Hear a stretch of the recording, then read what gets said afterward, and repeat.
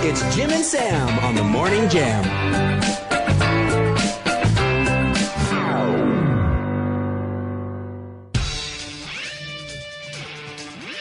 This.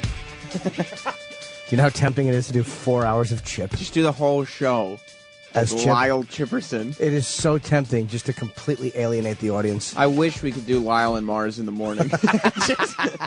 The new show for the virus is Lyle and Mars in the morning. Yeah. Opie and Anthony were killed in a boating accident. So sorry, this is who took over. Lyle and Mars. Yeah. Well, we know they have court today because they're being sued on small claims court. This is not a replay, by the way. This is not... Yes. An ex-model who used to appear on the show is suing them for, I guess, a small amount of money. Ex-model. Ex-model, yes. I don't know if I would use those terms. So we have Danny, Sam, myself, and Travis to give you more. I don't know if I'm going to stay the whole time because I'm flying today. I thought Opie was going to be here at 6. So that's why I came in at 6. But if I knew he wasn't going to be here, believe me, I'm not being fucking Dan dedicated. I would have stayed home. So you found out at 6 that he wasn't going to be here at 6? I found out on my phone rang at 5:30, and fucking Dracula told me, no, he's not coming in until later. I'm like, I'm already up. He still, by the way, doesn't want... Remember last time they were dragged to court, Sandy Kane didn't show up, obviously, and so it was just a waste of time for everybody. And then I think her excuse was something like, well, they didn't give me the right date. Right. And so now they have to go back. Although we probably shouldn't talk too much about it because Club Soda Kenny already reprimanded me for bringing it up on the after show yesterday. He doesn't want this addressed on the air, this high-profile case. Oh, he's afraid that the details are going to be used by the opposing counsel. Right, and I tried to explain to him that even worst-case scenario, and Opie and Anthony lose the case, what difference does it make? It's not it's not like a high-profile... Right, this is not a multi-million-dollar... And I don't think Sandy Kane has attorneys monitoring the show to make sure that, since she didn't even show up last time, she's probably... All that talk last time and she didn't even make it in. Yeah, she's not even monitoring her alarm clock. Yeah. Hey, what's that noise, man? She doesn't know what it is. I get to explain it. The thing that bugs me is they should have had, I thought, like, this should have been...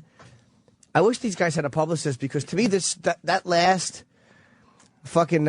all the stuff, YouTube clips that were showing are so funny.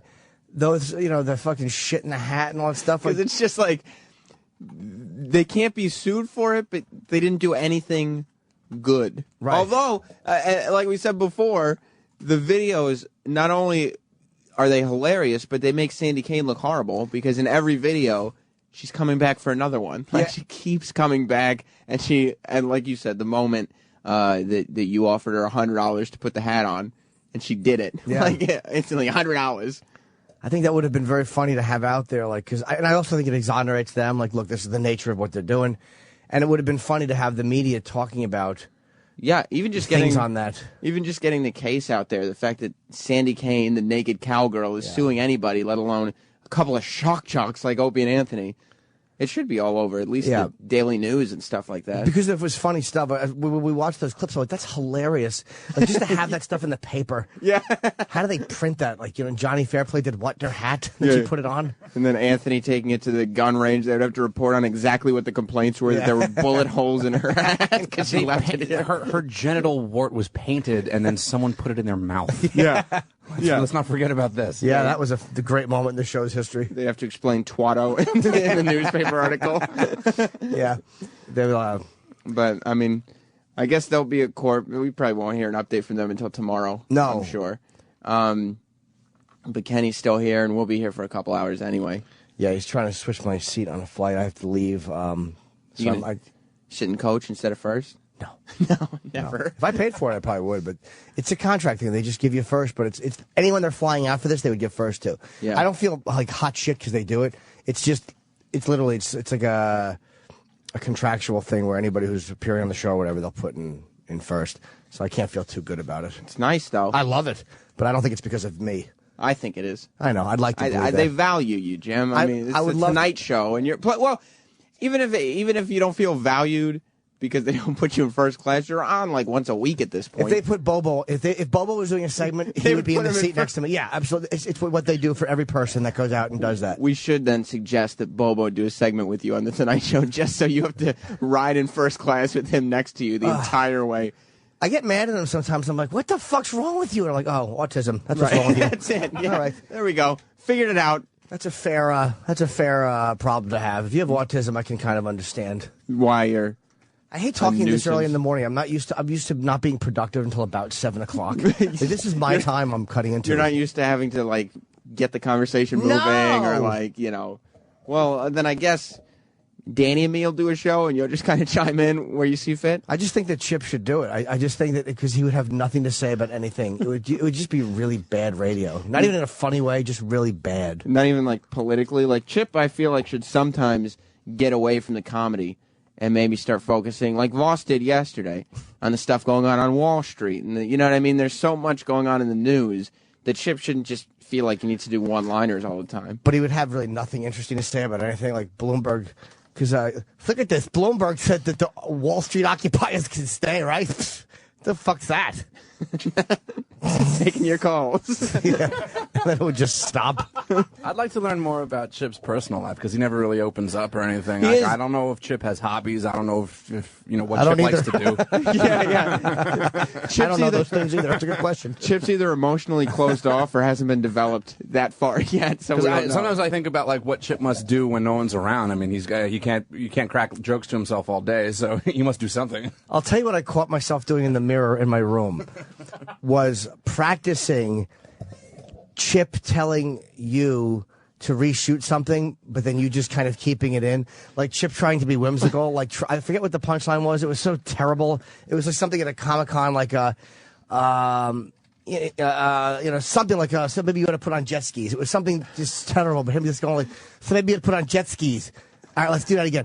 So maybe you put on some jet skis, like just trying to have personality, and then telling you like, just make sure you cut that one, cut the bad one, but you leave them all so he just looks terrible. And you were practicing that in the mirror? In the mirror, yeah, just to see how it felt as Jim Norton. Yeah, exactly. What's worse about that is not Chip, just the fact that Jim Norton was staring in the mirror, pretending that Chip was being Chip and pretending to be filmed for something. But it was making me laugh just thinking of how you would throw Chip under the bus and how dumb he was to actually think that you would edit so it looked well. Well, that's what, in one of the Chip videos that's on YouTube, Chip is saying, don't leave this in, don't leave this in. Yeah, take this out. What a fucking idiot he is. Just shows up on YouTube. Yeah, he thinks he rolls with an iron fist, but nobody likes him. Yeah. He's a moron.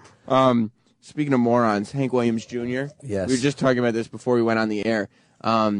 He's put out a new song that he figures that this is really going to get back at Fox News because, he was fired from Monday Night Football. And He says he quit, though. I don't think he quit. I don't either. Why would he quit his only gig? Exactly. What else does Hank Williams Jr. have going on? Yeah. He tours, Does he? I think. Does he tour? Yeah. And is he going to? How many tickets is he going to sell now? Give it like 2 years when he's not doing the Rowdy Friends song on Monday Night Football anymore. There's going to be the same 7 rednecks at every Hank Williams Jr. show. And that song is fucking terrible. You know, like all my rowdy friends are coming over tonight. I had never heard it. Like if I had heard it, I don't really watch Monday Night Football. Well, not heard it. Heard them. It changes. Yeah. Depending on the Every team. week? Every week? Does it change every week? What if it's Cowboys Giants second year in a row? He'll write new lyrics for new players. He's not a lazy performer, this Yeah. Hank Williams Jr. No, I'm sure he's good, but how many good songs can you write? When you, The Cowboys and the Giants. when you look at a performer, most performers will write, what, a few? I mean, the Beatles are the exception, but maybe 5 or 10 great songs in their entire career. Yeah. And he was supposed to write 15 About per football season about teams. football. What an arrogant asshole. This is all he does. Yeah, but it doesn't matter. You still can't write that many good songs about football. Do you It's have really it- just like a paragraph of lyrics and that's it. Oh, is that it? Yeah. Can we hear the whole Yeah. song? Which The new song? I want to hear one of the football songs. now. Just one of the football songs. I think we played a bit of it. What football teams do you Doesn't have? matter. Doesn't surprise me. I have no. Okay, make sure it's a good one because Jim wants to be surprised. It wouldn't have mattered if you told me that Hank Williams III was doing this. I would have believed you. I had no idea before this. You know, Hank Williams. I was reading that Hank Williams Jr. is not actually named Hank Williams at all. Really? Yeah, What's his? I his can't birth remember name? what his birth name is, but so Hank Williams III. The whole thing is put into question. They're just capitalizing on Hank Williams. on the father's name. Yeah. 40 years running, still a work of art. A game filled with glory, guts, and heart. It's as good as it gets with this rivalry. The boys and the Giants go down and take deep. The gallery ready, so turn up the lights. The battle lines are drawn on in Dallas tonight. Come on and get ready. I mean, really ready. Are you ready for the football? A Monday night party. That was some of that Penn did Anthony Cumia shoehorning. Rivalry. That's fucking horrendous. All my rowdy friends are here on Monday night. Oh, nice. All my rowdy friends are here on Monday night. I want to go hang out with Randall. Who's You know, Randall? Hank Williams Jr. That's his name, Yeah, I right? want to hang out with Randall. Yeah. He's What's one of his my real- rowdy friends. Yeah. What's his real name? Randall, you tuning son of a bitch. It's Randall Hank Williams. Oh, okay. I mean, it's All right. That's his middle name. Randall Williams. So he would do a different one every week for that? Yeah, I mean, you heard just like the Cowboys and The boys and Big Giants. D. And I've seen... Rivalry. That was horrible. I've seen moments of that, like where him and that thing. Like I've seen photos of him or video of him doing that. I just didn't realize it was for that stupid show. Travis, how long has he been doing the Monday Night years, Football? right? Oh God, like 22 years. Okay, so how many games per season? That's 17. 17 games. What's 17 times 22? I can't do the 20 math. times Bobo 10, could, but- 220. No, I couldn't.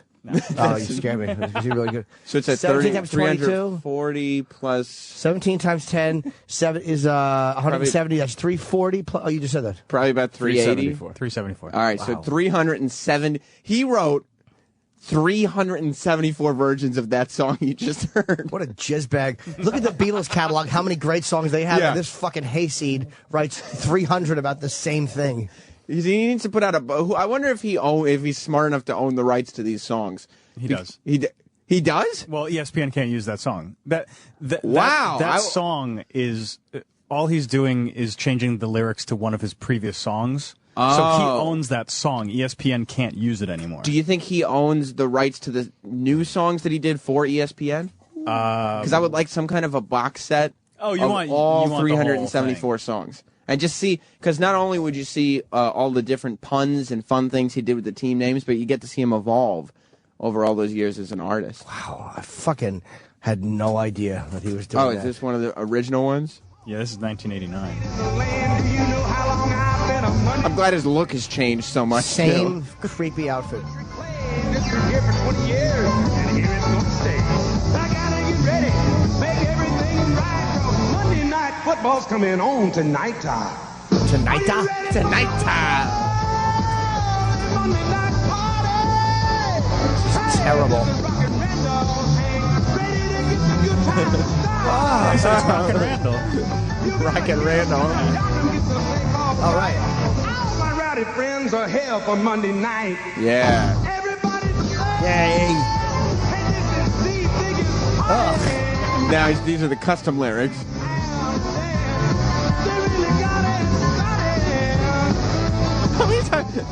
How many times are you going to say started in one song? All my rowdy friends are here on Monday night. This fucking blows. By the way, I mean, anybody listening, if you've ever gotten pumped listening to that song, you should fucking hang yourself. Just high-fiving with your bros. Yeah. Yeah! It's here. It's here! It's the Cowboys and the Giants! The rivalry is going to be done. Yeah, all your rowdy friends. So he gets fired from Monday Night Football altogether. Right. And, or quit, I guess is what he said. Yeah, up and left. Because after doing that for all those years. 22 years. For 22 years, he probably realized as an artist his integrity was starting to be questioned. So Right. he thought he should move on. He wants to go to Thursday Night Baseball to really, really test his chops. Yeah. So he put out a song called "Keep the Change." I think I figured out what change means. What? Obama. What? I thought it was like a 'Cause there literal. are some politically sensitive lyrics in this song. Oh no! Well, it's about time that Hank Williams Jr., aka Bocephus, got to really branch out and say what he wants to say. Because if there's anybody that I need to know what's really on his mind, it's Hank Williams Jr. Wouldn't it be funny if he was singing a song about politics and it started with the house next door to me? Wow, Hank's really letting it for a black guy? Yeah. all, he really let it all hang out on this one. Let's hear it. I had You no want to? I skipped a minute in when it starts to get good because it's like a 3-minute song. And I didn't know, by the way, the change until Travis said it. I did not know that literally it was an Obama reference. I think it is. You're probably right. Keep the change, of course. Yeah, I mean, although he's not strong when it comes to metaphors, as we've heard in some of those football songs, so maybe it is just a song Well, he mentions about taking a cab. I'll keep the USA. You keep the change. Okay, I get the lyrics now. Yeah, I mean, in one of the New York papers, it says the lyrics that were quoted was, "So Fox and friends want to put me down, ask for my opinion, twist it all around." And by the way, anyone who says USA in a sign of patriotism, you're a dummy. No one smart ever says USA. Go USA. What if they need it in the song that strong A sound, the USA? If your song requires that, your song blows. And you can't figure out a different way to get that hard A. What if you're watching Hacksaw Jim Duggan wrestle? Well, a lot of people don't know this. Hacksaw Jim Duggan was a blithering idiot. So. All right, so you want to hear "Keep the Change"? Yeah, we'll listen to it a little. All right. Hell been going down the drain. We know what we need. We know who to blame. United Socialist States of America. How do you like that name? I'll keep the USA and y'all can keep the change. There's a little guitar interlude here. Hang on. I'll say I don't hate it, but I don't like the line USA. Yeah. But he can sing. That's really going on a limb saying Hank Williams Jr. can sing. Although "How do you like that name" Terrible. seems like a little bit of lazy songwriting. Yeah. Maybe he's not a good writer. Here comes the Fox and Friends thing. Not yet. We're still soloing. More guitar. More guitar. So, Fox and friends want to put me down. Ask for my opinion, then twist it all around. Supposed to be talking about my father's new CD. Well, two can play that gotcha game. Just wait and see. Don't tread on me. This country sure as hell's been going down the drain. We know what we need. We know who to blame. United Socialist States of America. Don't you just love that name? I'll keep the USA and y'all can keep the change. Jim, you're digging it. I take back everything I said. You like this? Yes. Why? It's too literal as far as the detail. And it was 3 o'clock in the afternoon. All right, Maybe we got it. I was supposed to be on TV talking about my daddy's CD. It's a little too literal. Just because TV and CD rhyme doesn't mean you have to be. Yeah. And TV and CD, two of Jimmy's favorite things. Yeah, you love too. What? The worst comebacks ever. Yeah, nice hat. But you're digging this. I am. It's like, again, I don't need the literal breakdown of events. I'm a publicist. Surprise. We got it. I'm aware of where the song comes from. But I like the fact, I think this will be a hit for him because he's at least he's got balls enough to not just roll over. I like the fact that he's actually just speaking out, and I like what he's doing. I like the fact that he wrote a song, which is what he should do, because he's a singer, about what happened, and he's fucking smashing them a little bit. He's not being anything but Bocephus. I don't know what that means. Bocephus is his nickname. He calls himself Bocephus, which is, anytime I talk about Hank Williams Jr., I insist on calling him Bocephus, because I think it's a funny name. I like the fact that he's doing that. It's not my favorite song ever, but at least he's speaking his mind. Top 10? No, I would probably put it actually in the lower 1,400. Okay. But at least he's fucking saying what he wants through his work. And that sounds corny, but to me, that's what they should all be doing. So I respect that. People are wanting to talk about Hank Williams' newest hit. What was it called? Keep the Change? Keep the change. Right, and he's going to keep the USA. You can keep the change. Yeah, that's kind of a dumbbell sentiment right there. I'll keep the USA. And it's not, what do you call it? United Socialist States of America? Yeah, that's USSA. It's almost like Russia, USSR. And it's not like, that's not a play on words. That's not clever. It's just very literal. He just wanted to say socialism. Yeah. But there's something catchy about it. Keith in Connecticut. Hey, what's up, fellas? Hi, that Keith. Song gets me more fucking pumped up than that stupid Monday. You know what? It really does make me want to do more than a fucking dumb football song. Because you hated the football song. I'm gonna like more than I've probably ever hated anything I've ever heard. Worst song ever? It's up there, yeah. I've heard Nazi marching songs I like a lot more. Can we find another football song? I'd like to hear more Rowdy Friends songs. They're fucking awful. Jason in Texas. Morning, boys. Hi, Jason. Man, back like when I was in high school, Hank Williams Jr. was kind of relevant, but he needs to fucking fall in a puddle of AIDS right now. I mean, Well, you know, oh, I'm sure a lot of people would agree with you, but that's good of me to say that. I had really nothing. Yeah. I didn't have to like follow that up Puddle of AIDS. He's saying puddle of AIDS, and you're treating it like it's a political show. Like, well, I'm sure a lot of people would agree with you there. Yeah, well, you know, what a faggot I turned into all of a sudden. Well, easy now. Especially it's your joke, puddle of AIDS. Exactly. You Hey, can't where'd come you get back that from type your of joke. tripe garbage from? Oh, sorry. No, but it's like, I don't know if I agree, because he is kind of a boob, but I like the fact that he said what he said. He didn't grovel and apologize. No. And I like the fact that he just came out and kind of wrote a fuck you song about He it. definitely didn't growl. He didn't do anything and apologize. He came out and said Obama's still a socialist and this country is going down the drain, which obviously are his views. Yeah. He's just, But I've had enough with people saying the country's going down the drain. I'm not going to get into a big political. But Obama did take over in a very shitty spot. Obama didn't force all that stuff to happen at the end of Bush's term. It's like it Yeah. wasn't like things were great when he took over. he hasn't done much, it would seem, to fix anything. Right. Or nothing to fix it. Nothing. Be a better It would be- yeah, president. he's done nothing as president, but he hasn't done anything bad or good. He's He did. just I don't done think nothing. he didn't make it happen. It was shit when he took over. I remember the fucking stock market went into the toilet. Yeah. when Bush was still in office. So Patton Oswalt probably made the best observation of the whole thing when he said that, you know, whether you agree with what Bush wanted to do or not, he did get it done. he was effective. Yeah, I mean, because Bush was a strong leader. Like, he had leadership qualities. Obama's not much of a leader. And Patton's point, which I've quoted Patton's point, and I really have given stupid Patton credit every time, and I wish I didn't have to, because I'd love to steal a point and use it as my own, but I Yeah. feel guilty because he's a comedian.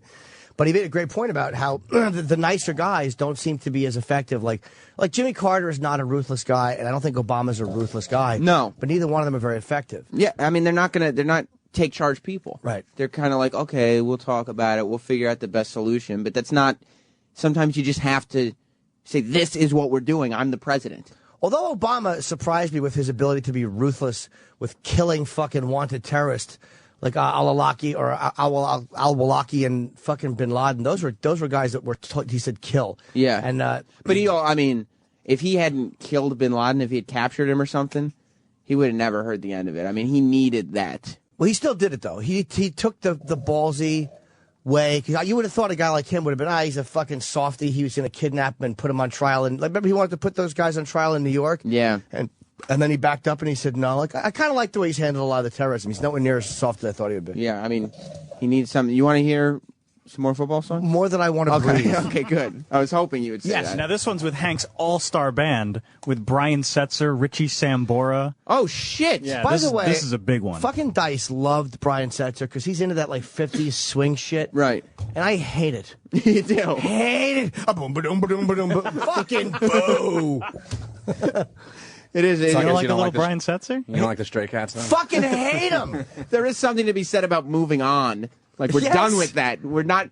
Just because you're dressed like that doesn't make it popular again. Like, it's finished. We're going to rock this town. Oh, yuck. If you really want to hear that music, just buy the old records. Buy the old record. You don't want to learn how to swing? I fucking hate this. There shouldn't be, like, if you like it, whatever, but there shouldn't be new music now like that Cherry sounds Poppin' like Daddies? this. You know No. what? I like that. Back in, like, what was it, like 95 or Yeah. 6 or Yeah. whatever, I was into it. It's they're all. I'm not saying they're not good musicians. You can hear the drummers very good. I just think it's what are we going to do next? Have fucking new slave songs? I don't want to hear it. It's old. Move No, along. It's the opposite of contemporary. This is fucking terrible. You're not rocking this town. No. You're not rocking it inside out. Because we've evolved from this. Like, this isn't.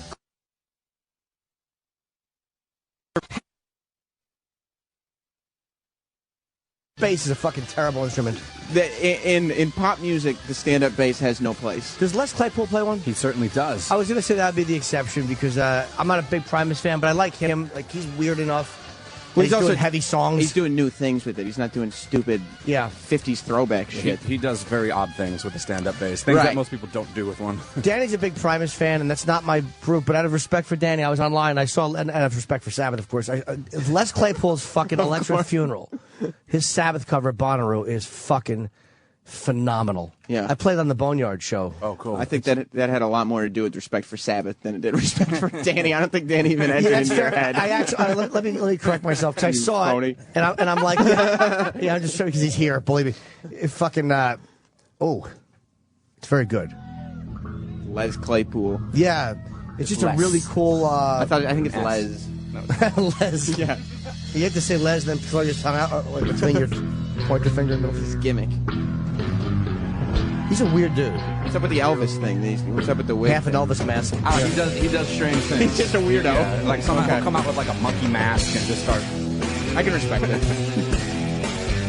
And he, in this video, it's from Bonnaroo 08, and he's doing this really weird little dance. He almost looks like he's OCD, walking back and forth. I like the Les Claypool strut around the stage. It's very lanky, but it's like it's not even dancing. I don't know what you call it, but when he does it, Right. it just makes you happy. Like that. The movements he makes during this, it's in my top 3 favorite dances. It's just a weird tune. This guy's fucking kick ass, man. Travis does a great Les impression too. Hey, how you doing? Is that what it sounds like? Yeah, that's not good. Well, that's how his singing sounds. It's too short. Yeah, Ian is it's very nasally. And you're talking about Hank Williams Jr. being ballsy. He's got a lot of balls to go on stage and sing like this and pull it off. He's got so much confidence. Yeah. Like, he knows how good he is. He does, right? This kick-ass cover, though, man. And he seems, Danny, you'd know better than I would, obviously, but he seems not to give a shit what music, like he's doing what he wants to do. And he's been doing whatever he feels like he wants to do since 87 already. Yeah. So I mean, this has been going on for a long time. Even at their height, like when they were like a super popular band, they weren't doing anything like anybody else was doing. Oh no! I mean, and they hit the height of their fame with like Winona's Big Brown Beaver, and like they hated, like they didn't want to be known for. I mean, look, Blayleen's a great song, but Yeah. I mean, you don't want to be that you're the Big Brown Beaver guys. Yeah. So like they actually went for a while without playing it. Is this Primus or his solo thing? It doesn't say Primus. It says Les Claypool. Yeah, You know what? I don't think know. This is solo. I don't know who he was touring with at Bonnaroo. You know what? It was probably. I don't think they were back together yet, so it was probably his own solo thing. All right, we can go back to the Brian Setzer. I'll just sit there and watch this whole fucking show. I have this on my iPad. I download. I finally figured out how to fucking what is it called? Capture video from the net like these. I don't know how to do that. And I just watch them on my iPad. The same fucking 20 priest fucking pogues and this. Yeah, it's cool. They did a bunch of really cool cover stuff. They've covered like there's a great album called like Rhinoplasty where it's all just covers, and also Miscellaneous Debris. They cover some weird shit. You know, they'll cover like Pink Floyd. They'll cover like Peter Gabriel. They did some Metallica too. They did like the Master thing that of should not Puppets. be. Oh, Yeah, it's okay. really cool. I've heard them on some greatest, like some tribute albums. A couple. I think they've been on a Sabbath one. And it's funny because like they've just never disappeared. They've always just been around. I mean, you know, from the Beavis and Butthead days. I mean, look at even Bill and Ted. You know, when you think about the Battle of the Bands of Bill and Ted Excellent Adventure, they were on stage playing, and you think that movie came out in what 1989 or whatever. Were they known then or no? They were getting there. They were getting there, sure. And even just as like their, Big Brown Beaver popularity started to wane and fade down, they popped up on the South Park song. Yeah, I mean That was like that brought them right back. Yeah, it really did. Yeah. It really helped out a lot. Yeah. Big Brown Beaver. What's that make you think of? Vagina probably chip. Yeah. Yeah. Okay. Yeah, I don't want to listen to Hank Williams. Let's just leave this on. All I want to do is fucking.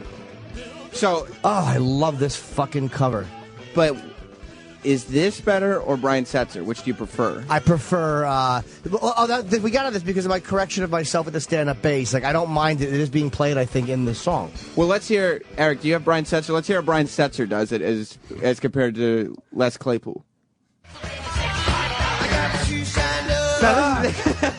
Fuck you. Listen, this is a little snappier. You got to admit that. You can kind of move your hips to it a little better. That fucking group singing. Because it's like, it's not creative. It just seems like you're copying what people did 40 years ago. It's not my style. I mean, again, but Dice would listen to this shit. He loves it. That was the opener, so I listened. And you hated it. No.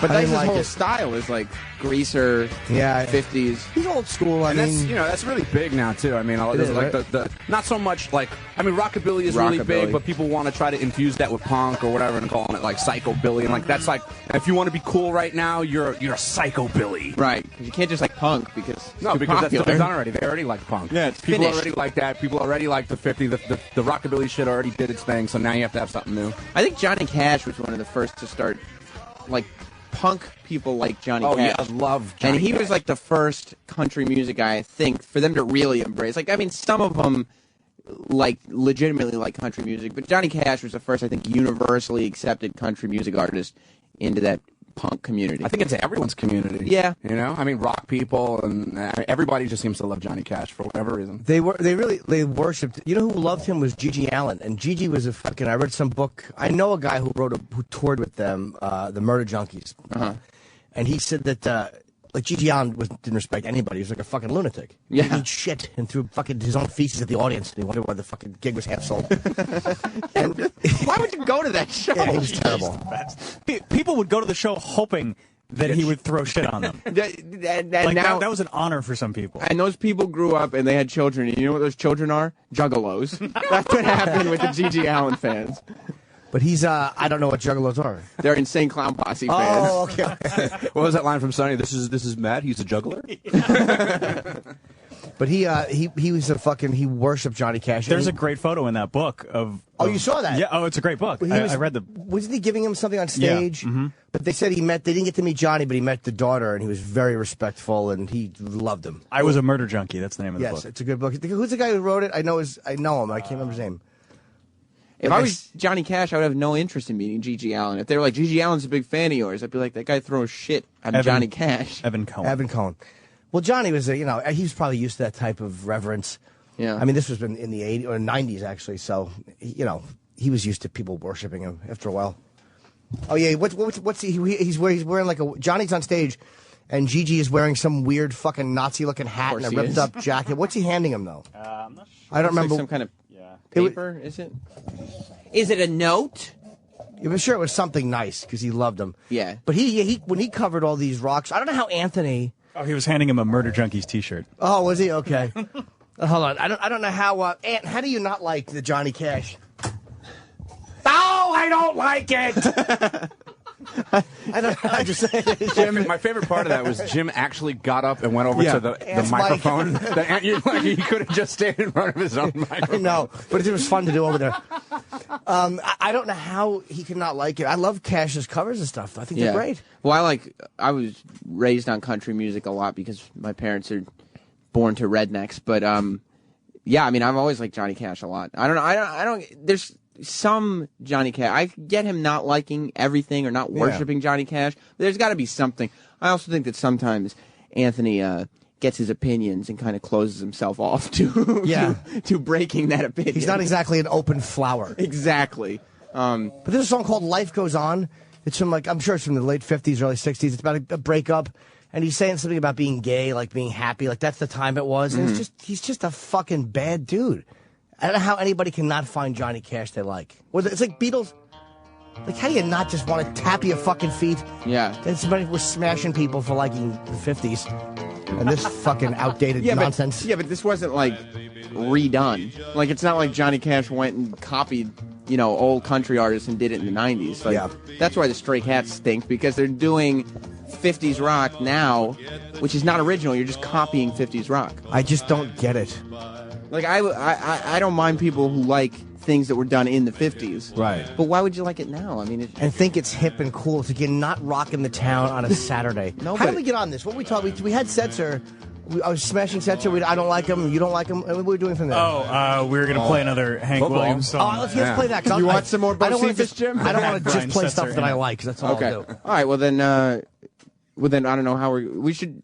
Oh, right, because Brian Setzer. Yeah, Brian Setzer was in Hank's All-Star Band for this. Oh, right, yeah. With Richie Sambora. How could you be a self-respecting musician and join Bocephus's All-Star Band? Well, it's Hank Williams Jr., Brian Setzer, Richie Sambora, Gretchen Wilson, Cindy Blackman. I don't know. I know Gretchen Wilson. Bootsy Collins. Bootsy Collins. Drake Bell. I don't know who Drake Bell is. All right. Anyway. Here we go. This was for, I think, the Dolphins and the Steelers. Was this like a premiere? Why is this so special? I think, you know. Sometimes you just have a special game.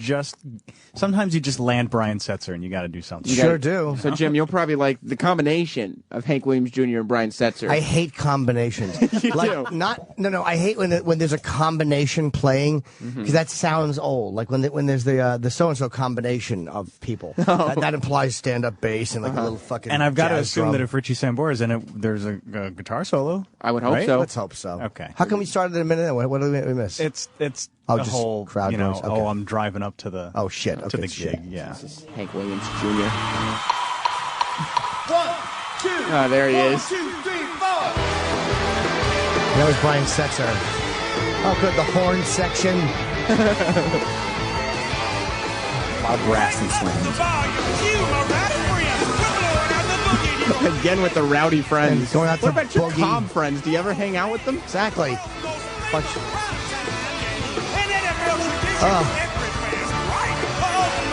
I hate the fucking horns. They have no place in music anymore. No, they don't. Who's the broad? That's Gretchen Wilson. Who's that? She's a country artist. Is she? But like new country, not. This is. Oh, Drake Bell is from Drake and Josh. On, Oh my on Nickelodeon. God! I hate this. It's the Nickelodeon show. Your horn sections are fucking terrible. There they are. Oh, there's that Brian Setzer guitar Oh, solo. he's really jamming. That's it? That stunk. What a waste of a band. Exactly. It was an all-star band. Why use them? It's not exactly the Wilburys. Yeah. He could have got Ant and his 50 cal in the fucking basement and done that for a lot less money. Tom on Long Island has a question for Jim. Sure. Tom. Hopefully I can help, Tom. Yeah, You're good out, morning, Tom. boys. Hi. Johnny Cash, I know he's well loved. I just don't get it. Would you be able to explain it to me? The fascination with I hurt myself today. Well, he did do a slower version of Hurt, but even the guys that wrote it, Ope told the story about the guys who wrote it. Did he have? 9 Inch Nails. Oh, okay. He's still there. They were blown away when they heard it. He had a great bassy voice. I think he sang with a lot of fucking heart. That's why I liked him. And I love the way he sang. It's funny how people who don't get Johnny Cash always reference the cover that he did 10 years before he died. Yeah. That was after. Wasn't that, I don't know if that was after a. That was after a stroke. That was after a stroke. Yes, it was. And I think Like he's got this giant body of work, and people are like, I don't understand Hurt. Yeah. I mean, that's his most famous song Yeah, go in back the last 60 10 years. That's He's not- got a giant catalog. He was already an icon. That's what made Yeah. the video and the song significant because he was going through this huge career that His he wife had. you know. she didn't. She died after that, but it was because it was a really cool video, and they should have won Video of the Year. This is why MTV stinks. Because Video of the Year that year they gave to Justin Timberlake, I think. Oh, yeah. I think even he said this doesn't belong Yeah, he to me. did. I remember Like, He that. knew Johnny He- Cash. He went, didn't he? Who? Johnny Cash. To the Video Music Awards? If I I think he remem- was there. If my mind serves me, he did. Yeah, I think he was there because that was sort of an obvious one that he But should when have. is MTV ever gonna do anything for outside of their Yeah, it their was- 12 to 20 demo? I mean, they played the video on MTV. I thought that was like sort of their moment to be sort of hip MTV. You know what I mean? Yeah, But what they a didn't. terrible move by them. What fucking shallow And, dummies. and Travis or Danny, you guys both have computers. Do you know? Was it Rock Your Body that won the video that year? But yeah, dude, I like his voice a lot. I like I love the way he sings. Listen to this like Ghost Riders in the Sky. Well, he That's comes a from- toe tapper. And he comes from like a real place. Like you sense actual emotion in Yeah. his songs. That's what made Hurt special. Right. Was that lyrically it was a 9 Inch Nails song, but the way he sang it, those lyrics began to apply to him, and he was coming from like a deep emotional place. Yeah, he took their song and he kind of made it his own, which is not always easy to do when you cover something to do it totally different. Like he did Rusty Cage, totally different Yeah, I than like Soundgarden. Rusty Cage. I heard that first time I heard that song was one of the UFC fighters, this guy from Whippany in Jersey. I keep forgetting his name. Walked out to it at UFC and it was fucking great. For some reason, every 3 or 4 days, I would say, Daddy Sang Bass pops into my Sure. head. As it should every 2 days. Yeah. fucking great. I just sing it on the couch, and Jess is like, "What are you singing?" Mama sang tenor. Little brother John. Oh yeah, That's a great song. Yeah. Everything he sings, you just want to fucking snap your dumb fingers to. Even his last album's great with Ain't No Grave. And He was dead before that came out. Yeah. It was released posthumously. I can never say posthumously as myself. Yes, Ain't No Grave and fucking... look up Redemption, sir. That's a great song, too. There's a video of him singing a song called Redemption in front of a small audience. But if you don't like him, you don't like him. He lost Best Male Video to Justin Timberlake for Cry Me a River. Oh. And then Video of the Year, he lost to Missy Elliott for Work It. Oh, well, that makes sense. I mean, Work It. MTV is just shit. To not fucking give him Video of the Year. It's like, what's even the point of nominating? After all he's contributed, and it was the best video. I mean, is anybody really giving credibility to like the MTV Awards? I mean, does anybody really think that like it's a celebration of talent and hard work, or is it just whoever is most popular at the time? Yeah. It is what you said, but it's the Billboard Music Awards. It's also I don't watch any of that stuff. It's also the one place where you can recognize a video. You know what I mean? And that was like a well done video. Like, does anybody remember Missy Elliott's Work It video? No one. Does that have any social significance today? No. And Hurt, you could show to anybody. It was a chance for a younger generation to kind of honor a guy who's contributed a lot. Yeah. Over 50 years. And a guy who's really contributed a lot to music. And who they just didn't do it, of course. In the end of his life, was able to evolve back into contemporary music. Yeah, It how doesn't many get done? How many fucking people at that age could take a Nine Inch Nails song or a Soundgarden song and fucking cover, or U2 songs, and cover them and make them great? I mean, look, other than Hank Williams Jr. and Johnny Cash, I don't know how many people could relate to youngsters. Thank God fucking Johnny Cash kicked the bucket, because they probably would have had him taking over and singing this stupid Monday Night Football. All my rowdy friends are here since my friends are dead. Singing all slowly about the Jets. Yeah, he would have made it all sad and shit. All right, I don't want sir. to watch this game anymore. Thank you for the call. Thanks, man. Bye. Yeah, but I mean, Work It and Cry Me a River. It makes me so. At least Timberlake knew that he shouldn't have. How do you not pay tribute to such a great? Like literally, if I was ever nominated for a comedy award, and like years ago, Bill Hicks was nominated for some award that Carrot Top got, and comedians were pretty annoyed about that, and they the Carrot Top should have said something about Hicks. Again, I don't remember it, so I can't comment on it. But sometimes you just got to know that, like, that was his moment. Yeah, and, man. Those people messed up. There's no reason for nobody is going to think that Justin Timberlake deserves it because he gives some speech about how much he deserves it. He looks better for saying this should have gone to Johnny Cash. Yeah. He's more respectable. And do we have that? I've never seen that. No, we're watching the Work It video. Oh, yeah, I'm too busy watching Video of the Year 2003. Yeah, nobody remembers. You don't think this is better than Hurt? I mean, watch it. Give it a chance. There was no dancing in the Hurt video, which is something that I felt. This is not lacking. a terrible music video. No, but in comparison, but she did make good videos. She's very creative. However, look, I'm not going to say bad words about Missy Misdemeanor Elliott, but it doesn't have the depth or the relevance that Johnny Cash's video. Johnny Cash did a video that was saying goodbye, right, after a 40-year career, basically saying this is my last will and testament, right. And I don't think Work It had that. And everyone knew his wife had I think she had just died, and she's in the video, and it ties in, and they show it's a brilliant retrospective about his career. It's a miserably sad video. Yeah, but and it's the fucking song great. Complements it perfectly. Yeah, but why would shit MTV do the right thing? It made me hate MTV more than I thought I ever could. I remember that I hated them for that. And I'm watching this now, and it's not a bad video, but to think that this is better than that.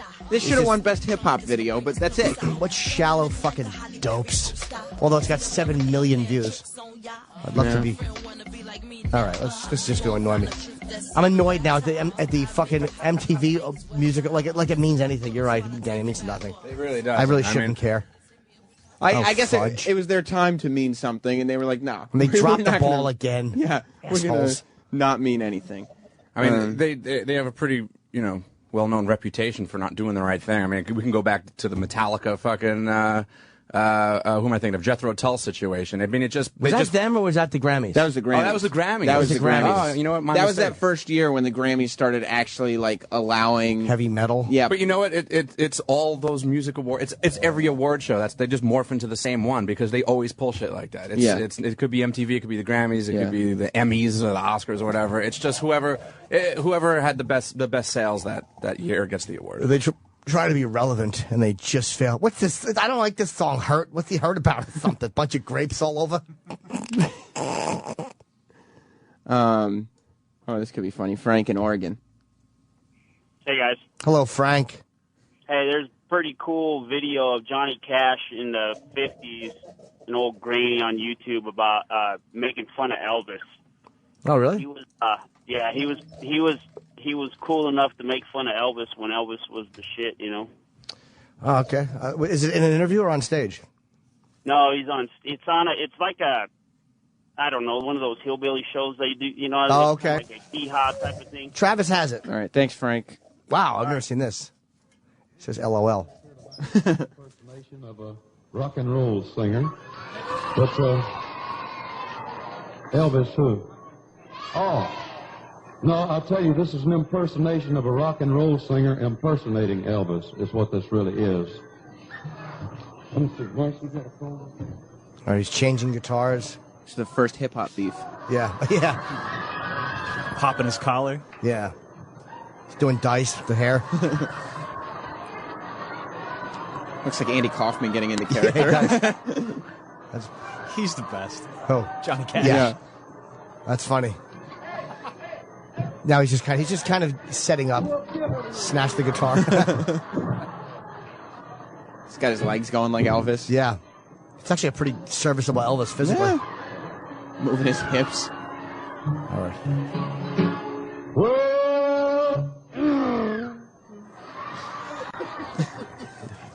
If I lose my pants, I'll have to charge extra to get in here next Saturday night.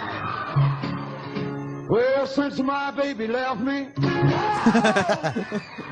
Threw his back out. Did the head thing and hurt his back. Yeah. Real physical comedy. Not working on the radio, I don't think, but No. It's actually better than I thought it was going to be. Look, for a joke to carry over even that much after 50 years, you got to give the guy a little credit. Yeah, he still got a little chuckle out of me. Yeah. He's doing a pretty good Elvis. The fact that he's doing it at the height of Elvis's popularity, it wasn't popular to make fun of other people. Yeah. and stuff Especially like not that. Elvis. Yeah, especially not Elvis. That's what makes it. I wonder if Elvis enjoyed that or if he hated it. I would think that Elvis didn't respond well to negative criticism. Maybe not, yeah. Especially since he kept his Got Memphis... fat and did drugs. Yeah. Yeah. And he kept the Memphis Mafia around him to just say yes to him all the time. Yeah, he really did like people nodding one direction. I love the stories of Elvis pulling people over in his car because Nixon made him a drug enforcement officer. Would he? Yeah, he called himself Officer Elvis, and he used to get all fucked up and pull people over in his car because he was an honorary police officer. Idiot. What would he do to them? He would just... So, I don't know. He couldn't give them tickets. He couldn't arrest anybody. Slow down. Yeah, Be careful. Like Steven Seagal trying to arrest people. Yeah. I wish that Steven Seagal show was still on. Oh, it's not on the air anymore? No, hell It was better no. than The Wire. Yeah, it was. Steven Seagal training to be a police officer. What was the name of that show? It was on... Should have killed himself. Lawman or some shit? Lawman, that was it. Which is, by the way, Lawman. that's what a 17-year-old would name it about himself. That's what a dummy would name it. I want to be a lawman.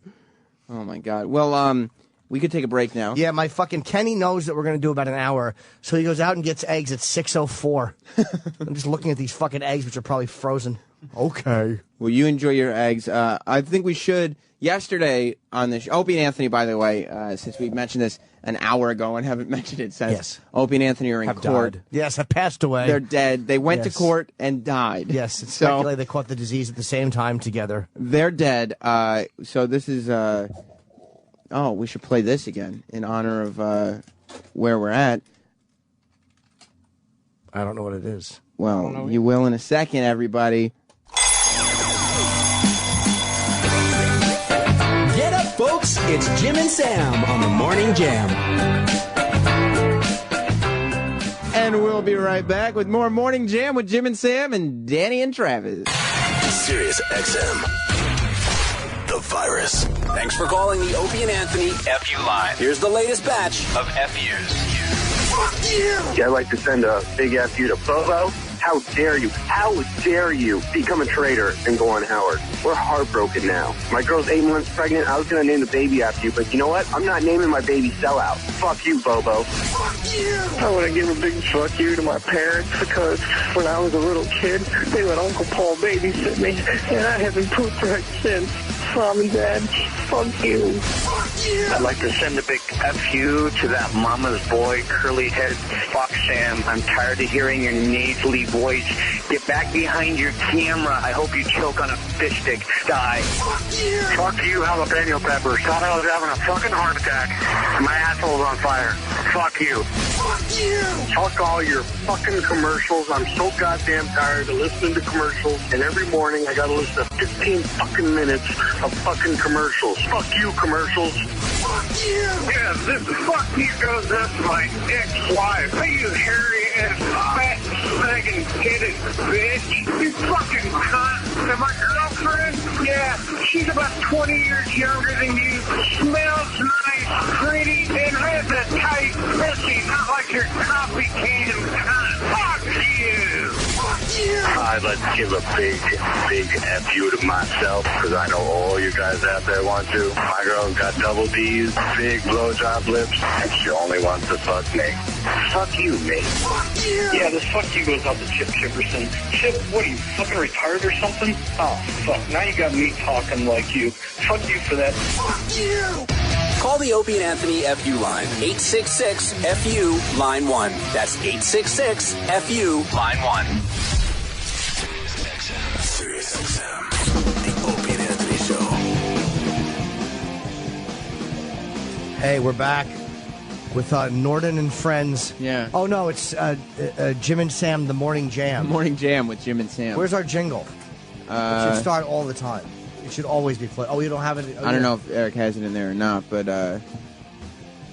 This is our jingle. The Morning Jam with Jim and Sam. And, of course, Crazy Travis and Wacky Danny are here, too. Yeah, not to mention E-Rock. It should have been Chip. I don't know. I know. Yeah, I couldn't decide on how to do it.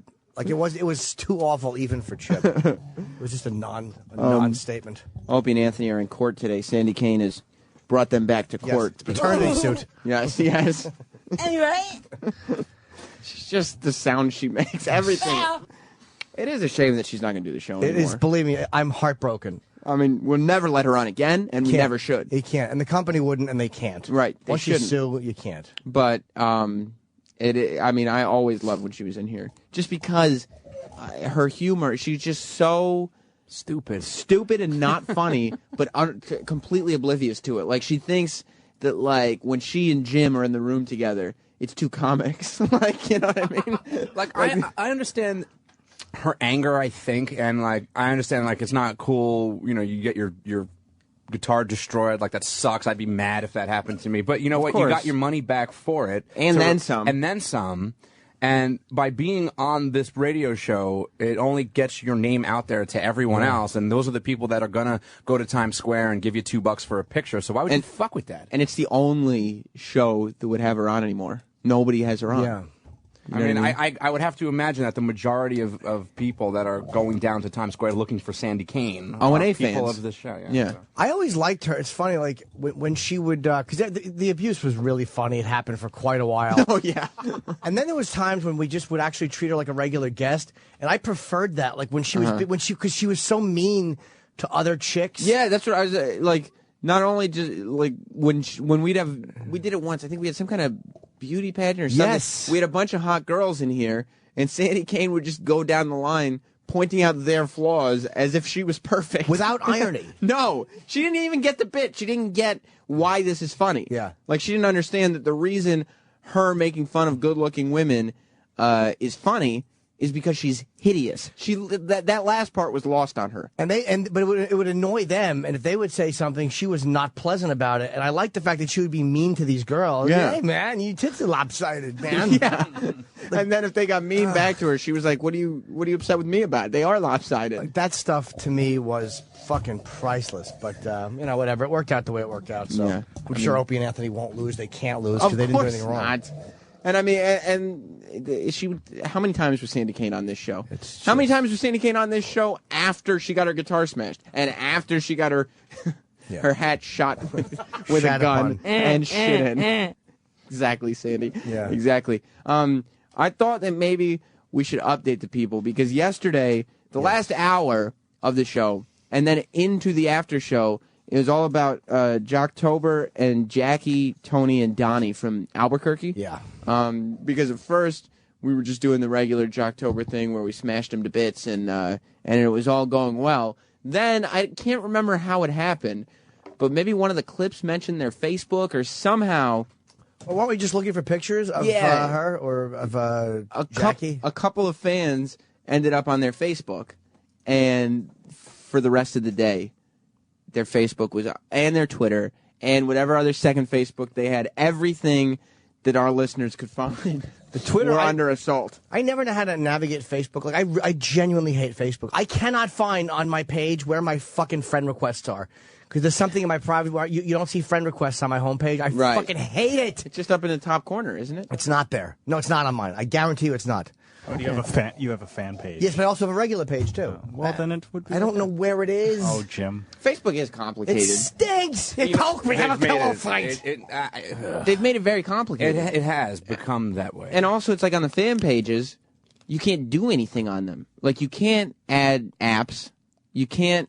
Like, I can't send Instagram pictures to a fan page. I can't do a big cartel store on a fan page. And there's too many pages. Like, I don't even know like what page to use for what. It's like there's so many different pages, and then what you could do differs from page to page to page. And, like, this is what I want to do, because my Facebook page hit 5,000, so I was like, okay, I got to open a fan page.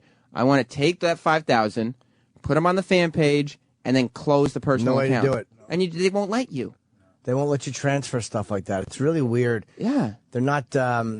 They just came out with their own app? Like, what idiots. They just now, because forever they were saying that the iPad is not mobile like the iPhone is, so they're not going to have an iPad app.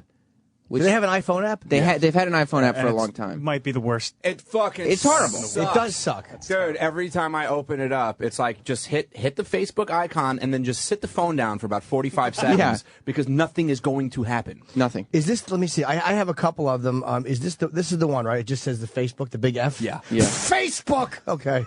And yesterday, I guess, they updated the app to finally make it also, you could use it on the iPad. Like, they have their own iPad. You have to buy a new now. iPad one, right?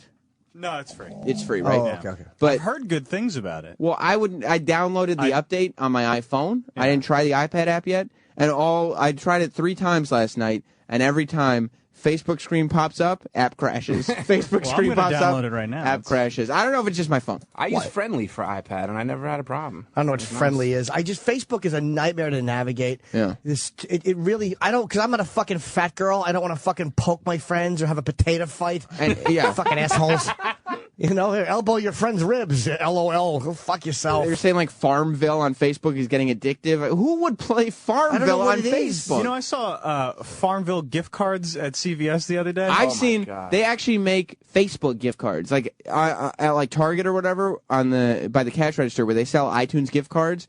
You can buy $20 Facebook gift cards, and that's to buy your friends potatoes and pillow fights and gifts.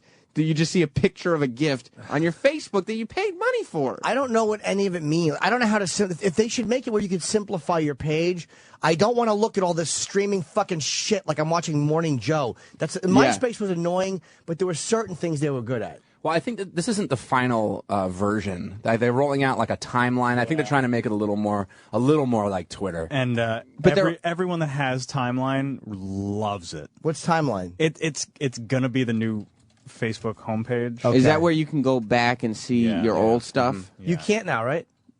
I think you can. You just have to like keep loading old stuff, and it would just take forever to get back there. But the privacy settings, it's all email notification. Leave me the fuck alone. Yeah. Sam is friends with Travis. Sam and Travis went to have burgers. Who gives a fuck? That would never happen. And people, wouldn't. And people adding you to groups. And I hate that you get emails from these groups that you want no part of. Yeah, it's like, what the... And why... Look, people out there, why would you invite me to something if you live in Tennessee? I'm not going. Stop inviting me to things. Can't you make it where they can't invite you, though, or no? Dude, I don't know. I don't Settings either. are complicated. It takes me, I go into these groups, and every time it takes me forever to find the button where you can just leave the group, leave me alone. And blocking people is kind of hard, too. Yeah. Like, I wanted to block people who are sending me spam and mass invites, but you actually have to physically write. There should be a button that just says, like on Twitter, block. I don't want to get emails from this cunt anymore. I don't want to deal with them. There should just be a button. When Facebook first came out, and I was in college, and everybody was using it. Okay, so it's spinning. I'm just by the way, I've downloaded the new Facebook, and I wanted to see if it was nice. And so far, it's just been spinning. But isn't that the for about a iPad minute. app or no?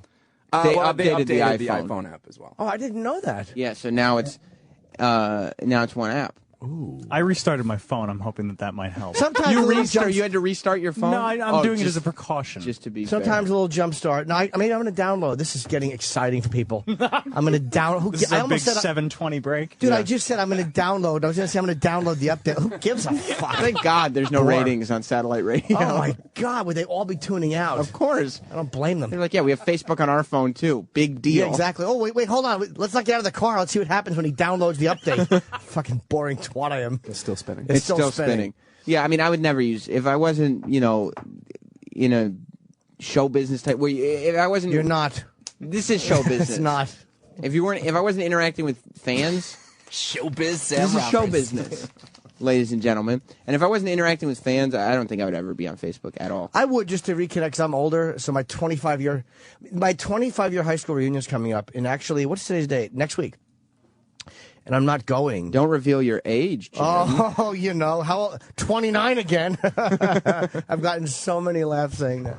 I'm going to not go because the hotel they're holding it at is the Hyatt in New Brunswick, and that's where Geraldo died. So it's like a little. I mean, it's like, it's a hotel. It's a viable place. Yeah, but you don't want to. For me, I'm like, I just can't fucking, I wouldn't want to. Nah, it won't be fun. It won't be fun. Oh, Tyson has some advice on how we can handle the Facebook app problem. Oh, good. You're restarting. I'm rebooting because fuck this. Tyson. Yeah. What's up, buddy? Hey, yeah, you gotta uninstall it and then reinstall it. So you have to delete the Facebook app that you already had. Yeah. And instead of just updating it and then install it as if it were new. Oh, by the way, since nobody likes to read except for me, it says here when you go to the update, notice to users upgrading from an older version. If you're having trouble starting the app after the upgrade, please delete and reinstall the app. This has been confirmed to solve the issue. Well, how about Zuckerberg figures out something better than delete and reinstall? No other app does that. Zuckerberg figures it out. Yeah, Zuckerberg, you're supposed to be this smart guy. I saw the movie. Exactly. I know what you want to call him. Go ahead, Sam. It'll fly. I'm not going to do it. All right. I won't do that.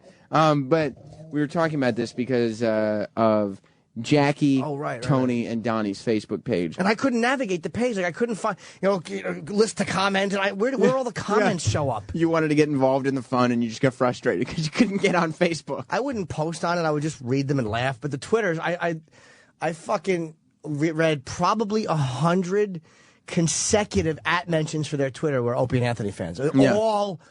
They were helpless, those people. They had no defense. These shows that we feature on Jocktober, whenever they end up getting attacked like this, the only thing you can do is ignore all ONA fans. And eventually they'll go away because we're going to hit another show tomorrow and everybody will forget. But when they started fighting back and making bad jokes about Opie's hair or whatever, like half the fan, I was reading their comments, and our fans are saying horrible things like death jokes, rape jokes, disease jokes, everything you can think of. I was embarrassed to be associated with this show. But then when they were commenting on why are you doing this, there were fans that said, well, you shouldn't have made fun of Opie's hair, as if that's viable. But instead, I figured since Opie and Anthony aren't here today, they're in court, we should modify Jocktober a little bit. Because Wood Floor Liquor on Twitter, yes, he actually, I wanted to give him credit because while we were talking about them, he was able to capture what they were talking about as this was going on. Oh, good. And they brought up these attacks on their radio show while it was happening. So this is it starts a little cut off because we were doing a radio show. We can't be everywhere. But hold on, is it still not working, Danny? Are you on Facebook? No, actually, I'm not, because what my phone wants to do right now is just wait.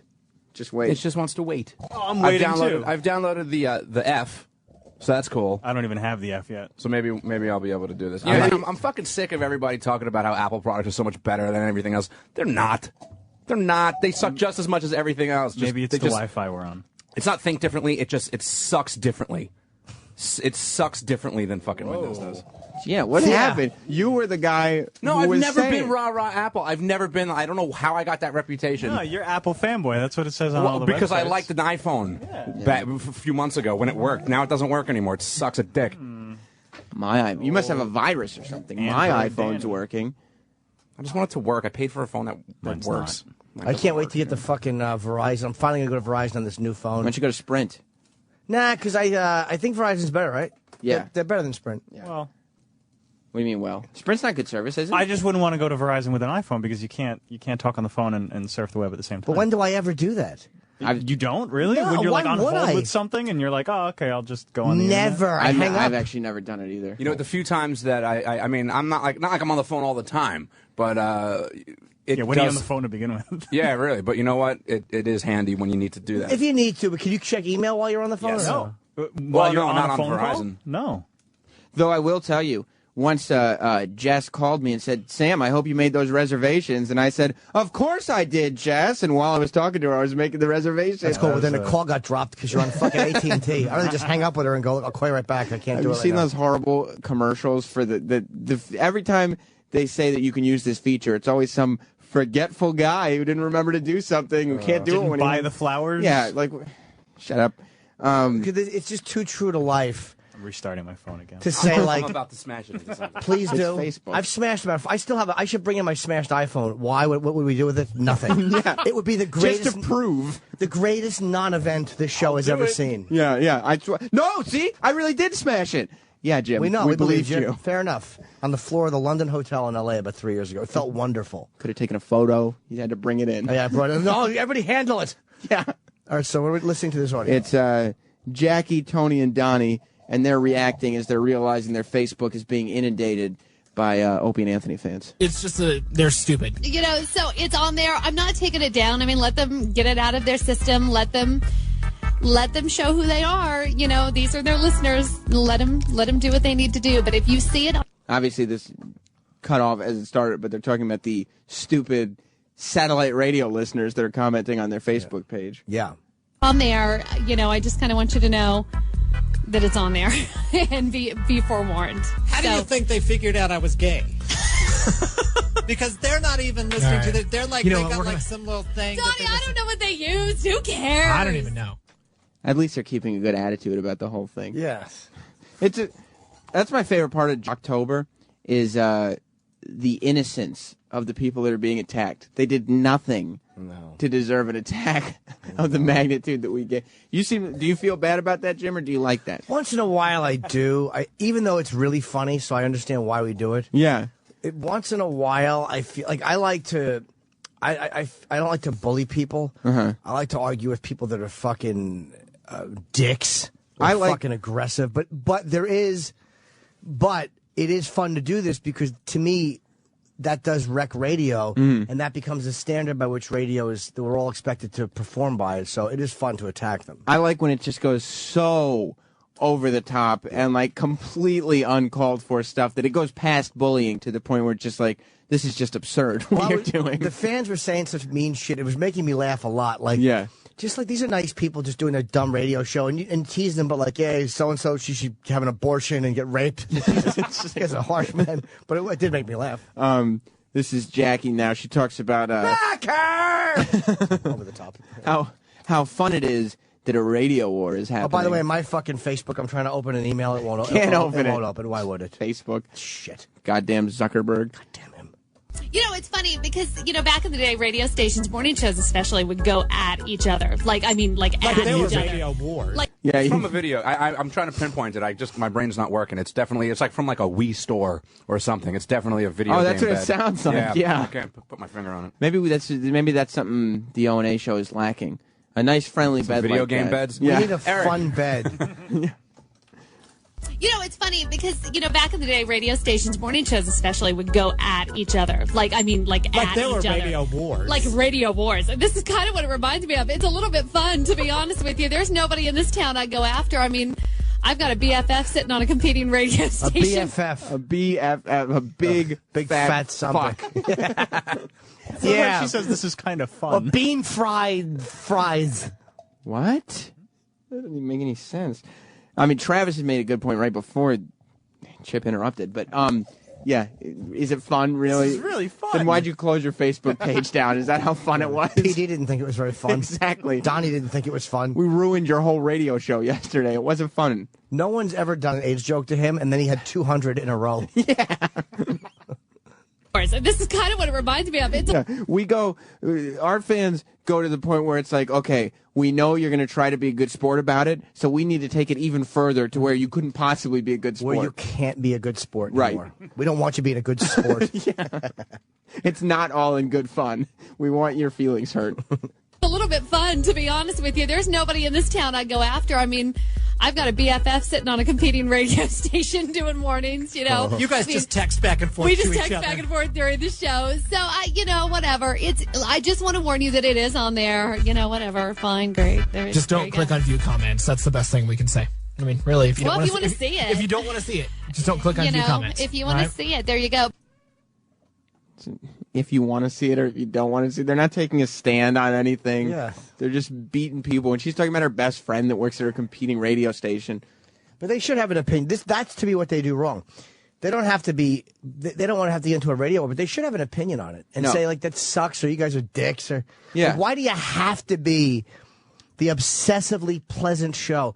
Why can't you have an opinion that's negative? Why can't you go, hey, that sucks? That's where they lose me. Why don't you call us out on bullying or on being negative? Just being dicks. Or, on being repetitive, anything. Like, there's you don't have to, like you said, you don't have to call us idiots and morons and try to beat us at our own game. But just be honest. Like, there's no honesty in that. It really is silly because you know it's annoying. They couldn't possibly like it. Yeah. But they are just insisting that it's fun for everyone. I mean, I didn't know how many O&A listeners there were in Albuquerque, New Mexico. Yeah. But there's a ton of people that were like sending me stuff on Twitter and Facebook all day yesterday saying how pleased they were that I had chosen this show and brought it to the table because they had just waited for Jackie, Tony, and Donnie to get destroyed. This is my favorite of the 4 clips because Jackie talks about exactly what the commenters were saying. But there are some, there are comments. These people are pretty disgusting because there are comments about. And you know what's funny is that the listeners will get mad at that. Like, you're disgusting, you pig. But you guys are disgusting. It's okay. Never call us disgusting. Yeah, just go for the rest of the day. You're garbage, and so are we. That's all right. But there are some, there are comments. These people are pretty disgusting because there are comments about, I'll be honest with you, about AIDS. Ladies and gentlemen, the first AIDS reference in the history of Jackie, Tony, and Donnie. I'll be honest about AIDS. She didn't even know how to say it. Yeah. She couldn't have figured out about different diseases and stuff. She was so flustered by it that she said, I'll be honest. About AIDS. You think their typical audience listening right now, it's a pleasant morning show, and Jackie just mentioned AIDS. This fun zoo crew had to talk about how people are basically wishing AIDS on their fucking face. Because what else is it going to be about AIDS? It's either about Donnie having it or wishing it upon somebody. That's our audience. Yeah, and nobody was talking about AIDS walkathons or help people with AIDS. They knew it was going to be fucking jokes. Yeah, and these are not helpers, AIDS. But there are some, there are comments. These people are pretty disgusting because there are comments about, I'll be honest with you, about AIDS, about homosexuality. Homosexuality. So great. I'll be honest about AIDS and homosexuality and how those things tie in, which I agree with, by the way. Yeah. Honest with you, about AIDS, about homosexuality, pretty sexually violent comments against women. What happened to the fun morning war you were just talking about 5 seconds ago? Oh, Jackie. Sexually violent comments. And you know what? The problem is she's as accurate as she's ever been in this statement. That's the most honest thing she's ever said on We the need air. to really go and see what some of those sexually violent comments were. Some, it was like, I hope you get punched in the cunt. Dude, I saw cunt 40 times. I saw one guy who just kept, every time they made a comment, there was one user that just kept writing vaginal discharge after everything on their page. About homosexuality, pretty sexually violent comments against women. I mean, if this is what their show does for fun, that's kind of scary. It is, and it is. Yeah. You're very accurate again. Scary. The behavior they're encouraging, it's pretty scary. So, that I have to correct her on. Unless you mean by the behavior that they're encouraging. Now, if you talk about the behavior as far as making fun of you on Twitter or Facebook, their public forums, that's one thing. But don't paint it like anybody is encouraging people to be sexually violent towards women, right? Because that literally is an out and out lie. Nobody would encourage that, and I'm not saying that even for legal reasons.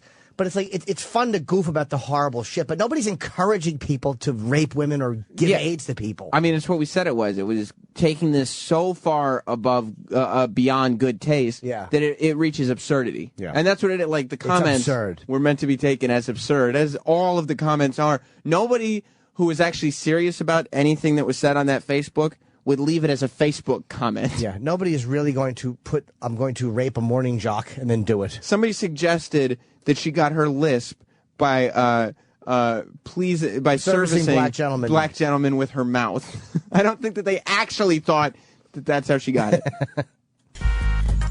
The behavior they're encouraging, it's pretty scary. So, anyway, it's on there. I just want you to know that it's on there. I'm more upset they hijacked my Pet Palooza. I know, right? I worked so hard on that. That's really what he's upset about. You're trying to do something. You're trying to do something, and you can't. And can't. Yeah, well, They were trying to do Pet Palooza. One more clip. This is how they I mean, I guess, when did we do it? At 9? Yeah, we did around 9, I think, yesterday. So the last hour of their show was kind of trying to deal with this. There was one clip of them trying to give tickets away, but it was just awkward because they refused to go to any phones. Oh. Because I guess our listeners just kept calling them and emailing them. So this is how they ended the show yesterday. 65 for a high. We're at 44 right now in Albuquerque. We've made it through the first day. Oh, thank the Lord. And here we are. Tony. An attack on our Facebook page from some satellite show. Do you know most days in the midday shift, my feet are up? I'm watching television. I got to deal with stuff like this. I got some Rage going. Show is rocking, isn't it? So Right. what is going on? It would have been fun if it weren't like fighting with 12-year-olds today. All right, so tomorrow we've got more Panic at the Disco tickets and Patrick Stump. How dare you comment on the maturity of our listeners? Yeah, that's very insulting. Those are fighting words. But that's the best they can come out with. Oh, these guys are immature. Yeah, and I also like some satellite radio show as if, well, we're not going to give them the press they want because our mission was to get mentions on the Jackie, Tony, and Donnie show. That's how we need it. Well, that's that delusional PD shit, the program director. If you're listening to your program director, chances are you're fucking a flop. Yeah. Those guys suck. They're cowards. Well, yeah, that's why every radio show that we feature on Jocktober just about sounds exactly the same. Because they're all listening to their PDs, and all their PDs went to the same management PD seminar and have all the same tips. And that's why there's nothing original happening. And that's what Opie said, that when him and Ant would, years ago, when Stern would blast them when they were on AF, the fucking dumb program director would go, don't mention it. Don't. It's like, of course you got to mention it. This is what are you doing? Yeah. It's not like anybody listening to Opie and Anthony didn't already know who Stern was. You're not giving him new listeners. Yeah. Let's comment on it. If he's commenting on you, if anything, it makes Opie and Anthony look bigger. And people think just because you mention something, all of a sudden they're going to get new listeners. It doesn't work that way. And it is one thing if like somebody smaller than you is making comments, you don't want to lower yourself to that level. Yeah. But if somebody, because at that point, definitely when they were on AAF, Stern was a lot bigger than Opie and Anthony. Sure. So it's not like them mentioning Stern. Like if they hadn't mentioned Stern, nobody would have been confused as to what was the bigger show. Right. You know? Right. And even if it's a smaller show, I'm all for mentioning them. And if people want to go, like when Maxwell was fucking with us a few years ago, yeah, he started it. We didn't know who he was. But I don't believe in that. Like, if it's a small show or whatever, hey, if a guy is calling me out publicly, I'm going to address it publicly. We should address it. And you know, if we're so awful that him insulting us and playing his audio, people are going to go listen to him, then we don't deserve those listeners anyway. Yeah, exactly. Have at it. If anyone attacks us and a listener is so on the fence that they go to the person attacking us, hey, man, you won. Take the listener. Right. I don't believe that. Joe in Jersey.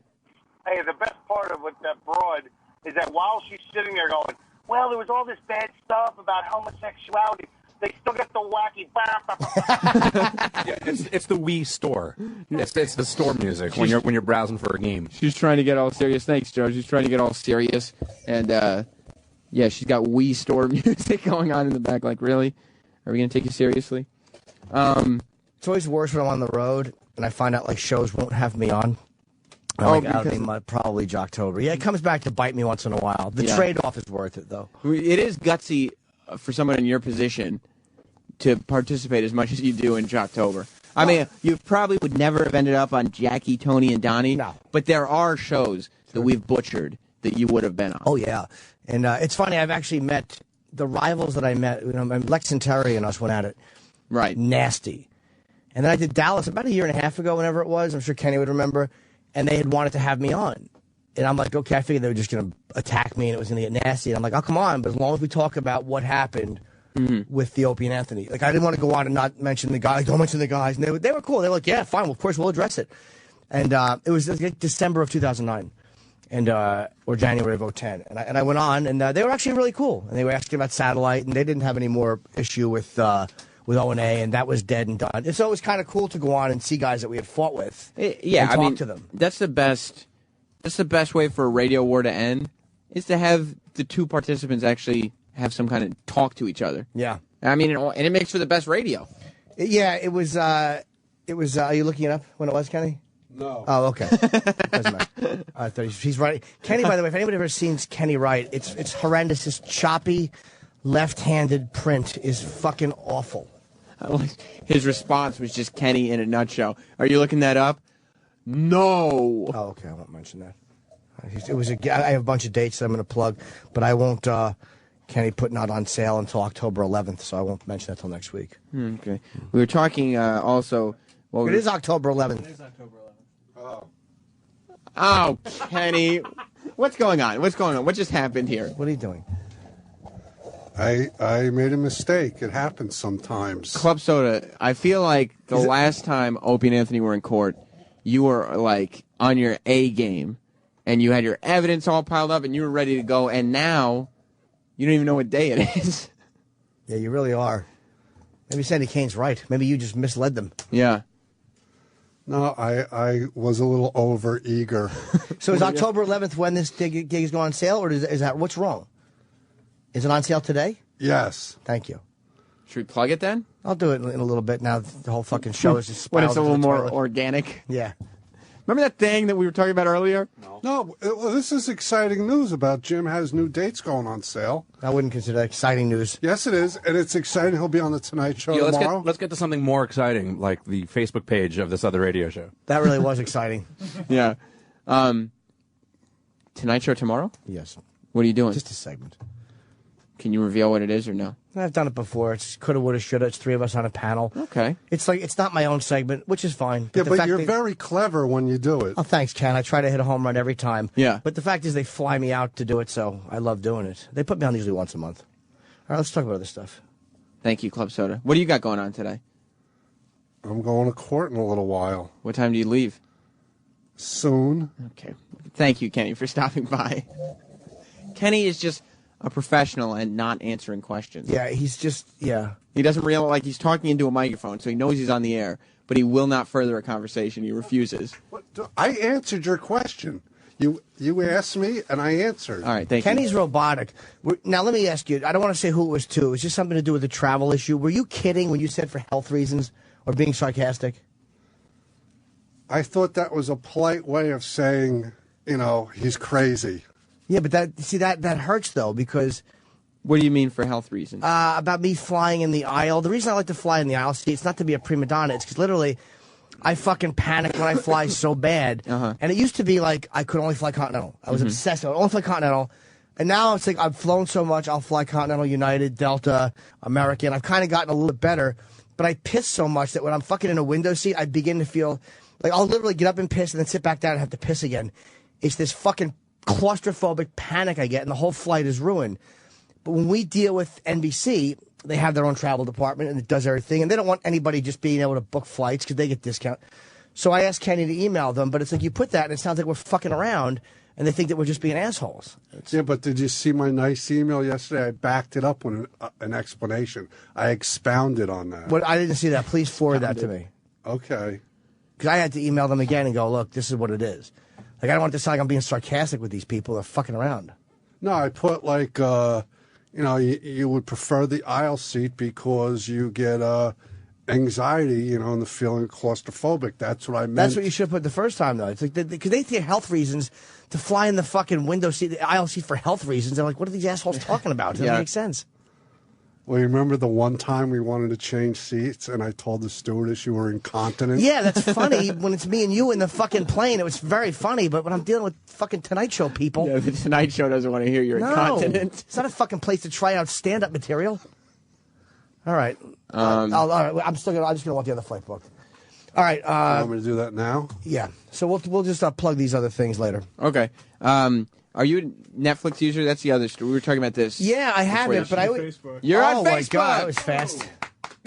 That only took 30 minutes, and I had to do a hard reset on my phone. And I hate it. I wish I had the old Facebook. Why? But the old Facebook, we were just talking about how much it sucked. No, because on the phone, you could have favorites. So it was easy to just like go. What are favorites like? Just like of different people. Things you like more than another thing.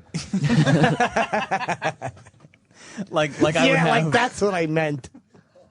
He knew that's not what you meant. Sure. Go on, Travis. I would have like my wife and Danny and you and Sam and everybody, so that I didn't have to like type in their names and go find them. And I could just go to their pages very quickly. What a phony he is mentioning everyone in the room as his favorites. Exactly. I had 3 pages of favorites of all the people I know. Some of us were not there. Yeah. All of you were there, and I can't prove it now because believe me, if Opie and Anthony were here, you would have said like you Ope and you and Jim and Era. No, I don't have any favorites on my Facebook. I just use it for kind of an email thing. See, I like to keep tabs on what my friends are doing. Ugh, I could care less. James M. Powers. Yeah. There's a guy named James M. Powers. That this is his first on-air shout-out. He's a fan, but we constantly look at his status because he updates all the time, and he says asinine things on it. So Travis and me like to talk to him on his Facebook and comment on his status. Who is he? He's just a guy. Look him up. All right. I don't know who he is. Just talk about wrestling. He's very funny. If you're out there, I would look up James M. Powers on Facebook and friend him today because he's a good apple. Is he? Yeah. Okay. So yeah, Netflix announced they were doing something. We came in, I'm like, what is Quickster? I don't know what it means. Basically, Netflix, first, what they did was, what first got them in trouble was they separated their DVD, because it used to be... Well, the plan was to separate it. They had DVDs, and they had these, this is how much it costs, and with every subscription you got free streaming. Then they decided to separate it into 2 costs. So streaming was what, $7.99? I think so, yeah. And then the DVDs you still had to pay for, same price. So everybody's subscriptions went up significantly. Yeah, almost doubled, right? Right. And so people got upset about it. So then they said their solution to everybody being upset and their stock going down was to separate their company. So Netflix would just be the $7.99 streaming service. And then this thing, Quickster, would be, if you're ordering DVDs through the mail, you do it through Quickster. Right. And then everybody said, nobody even knew what they were talking about anymore. Yeah. Everybody was confused, and everybody hated the name Quickster. It sucks. Because it's like a 90s Napster takeoff. Like, it's not new, it's not relevant, it's nothing. Friendster. Right. His stir is gone. It's finished. It's Brian Setzer. It's done. But now they are going back to calling them both Netflix and not separating it. Yeah, it's like, what are you guys doing? Yeah. You fucking had it. Why are you getting greedy? You know what? I just don't think it's. I don't think it's greed. It's, you know, when people had their 2 DVD and 3 DVD subscriptions, and it was like, oh hey, here's streaming. Everybody was like, cool, thanks. But it takes a lot of money to stream that amount of data all across the country and stuff. So, prices, you had to assume at some point prices are going to rise. And at the same time, the business model for Netflix has changed. This isn't a company that gives you DVDs by mail anymore. That's not what this company is. This is a streaming entertainment company that still does DVDs by mail. Well, the problem with Netflix, though, is that this whole thing, like the reason that I think they look stupid now is it has nothing to do with the money anymore. It did at first. No, they look silly because they panicked and they don't know what they're doing. Yeah, because they obviously don't have a plan. Right. Like they're just going for whatever. And a company that's as big as Netflix has become cannot be run by a guy who doesn't say, okay, we're going to raise the price. Before he raised the price, before this announcement was even made, they should have had, this is exactly where we're going. Not every 2 weeks come up with a new plan because the stock is plummeting. They had to assume that the stock would go down because regardless of, they're going to have to eventually raise prices. The business is changing. When your bill goes up 80, 90%, whatever it was, ridiculous. People are going to cancel their service. Yeah. People are going to get upset because they don't want an 80, 90% increase just on a whim. Fine, but you can't, at the same time, you can't have your cake and eat it too. If you're going to want 3 DVDs rotating in your mailbox as well as streaming on 3 or 4 different mobile devices, and honestly, that costs something. Most of the DVDs, they just sit by people's TVs. Yeah. They're not rotating. I have DVDs that literally for 6 months, and I get they have to raise the prices, but don't they save money on the shipping too? If people are using streaming and not ordering DVDs, doesn't that probably save? Doesn't it come out in the wash where they save the money on the shipping? Yeah, the DVDs just sit in front of the TV. Maybe shipping, but I mean, every movie that comes out, they have to order thousands of DVDs. So I mean, there's a huge cost involved there. I mean, they could. Right? No, but it's not saving the money if they stream. Isn't that saving the money? Well, there's bandwidth. I mean, you got to put that on a server. There's it costs Netflix money to move that data. To right. you. There's bandwidth fees that must be ridiculous. And they're also constantly signing deals with more and more. Oh yeah, like exclusive content. Like they just signed. Didn't they just sign something maybe they about just 6 months ago DreamWorks. with CBS or whatever? They had like the entire TV archive of CBS. That big costs money money. deals. That's big If money. Netflix was a smart company, they would say, we are raising the prices. Here's the good news. All these studios have just been signed. Not, it's the same product, it just costs more. See, I hate Netflix on my fucking. I have it on the PlayStation 3, but it annoys me because I'll like try to fucking find. I can't get out of that cunty search menu. Well, hang on. I don't know how to do it. We're talking about 2 different things. Netflix is Netflix, but if you want to start talking about the PS3 navigation menu, that's a whole nother topic. It stinks, right? Oh, it does. Worst. It's the worst. But like, I can't get right here. Netflix is estimated to be paying DreamWorks $30 million per picture to put it on their service. So, I'm sorry, people, but where's that money coming from? I'm not saying they shouldn't raise prices. I'm just saying that the people that were upset that this company had the balls it's almost like to raise their prices. It's like the Wall Street protesters. It's like, I want all this stuff, but I don't want to pay for it. Yeah. So But you can't give something for free for years and then charge for the same product. If they had improved the product and said, but they are improving the product. No. They didn't improve the product when they announced the price increase.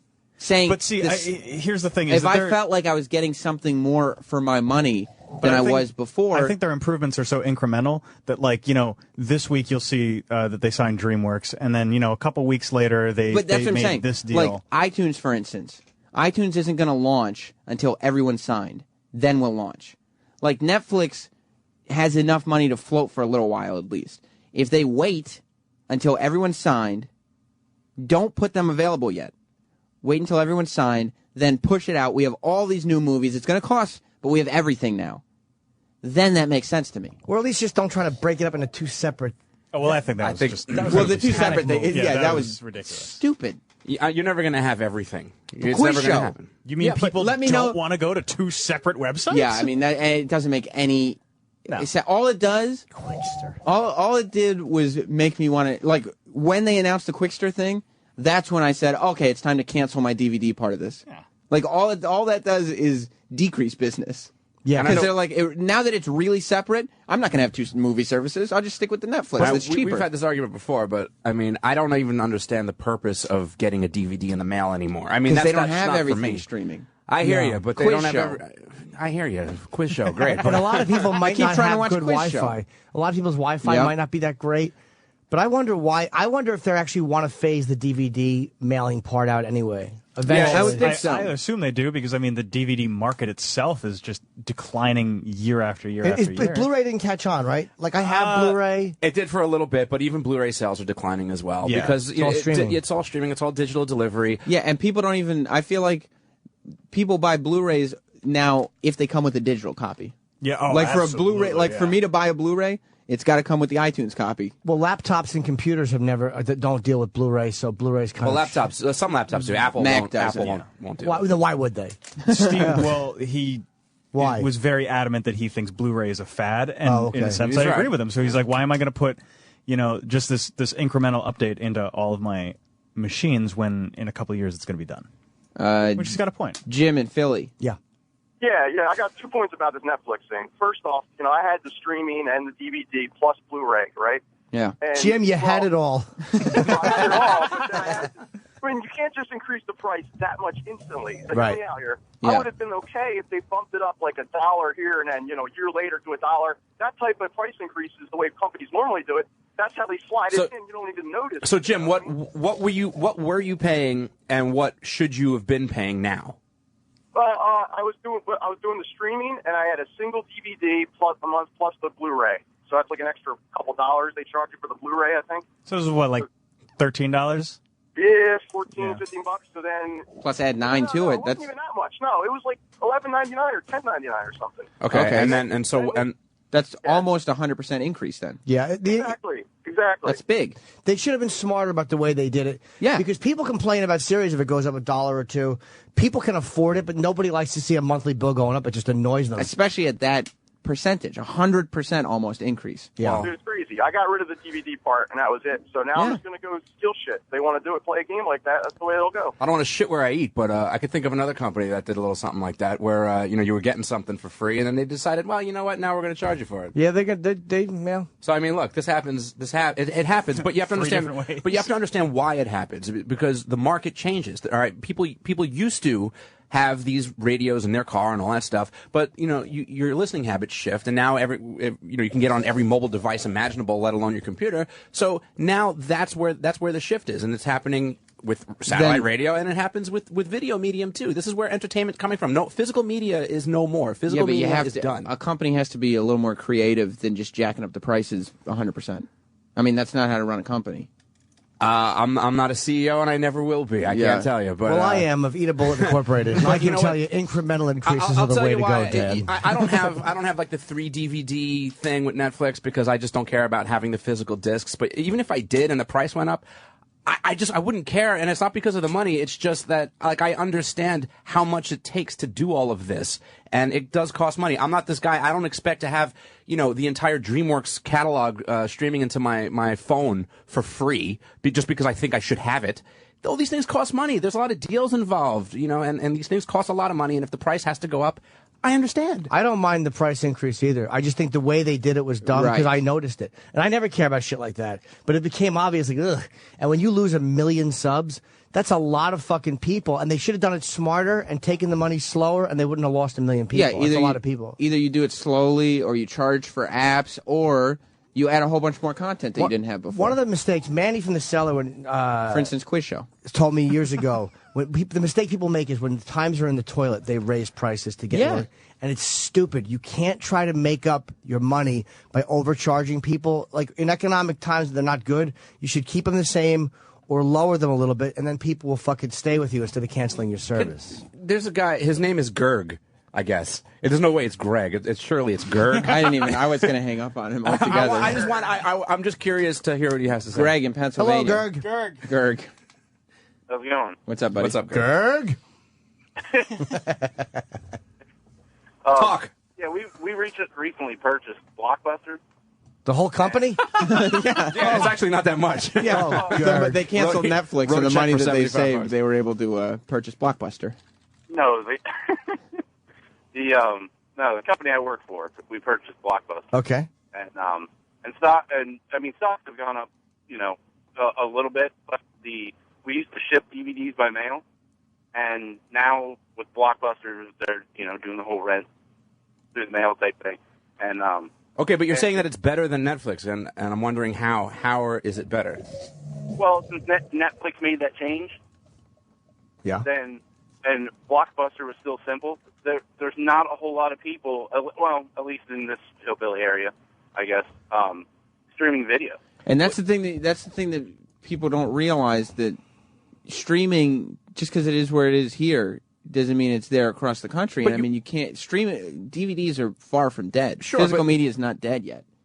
But if you're gonna criticize Netflix for not having a game plan and not having a vision, or there's no way you could defend Blockbuster against it. I mean, their response to Netflix was kiosks across the country. I mean, to say that Blockbuster is doing anything better than Netflix, I mean, you're a joke. Yeah, I wouldn't. No, not better. They just kept the original cheap 3 video contract. All right, it says on the screen, Blockbuster Thanks, DVD service better than Netflix. Yeah, but I mean, Blockbuster is obviously in the toilet. It's not better than anyone.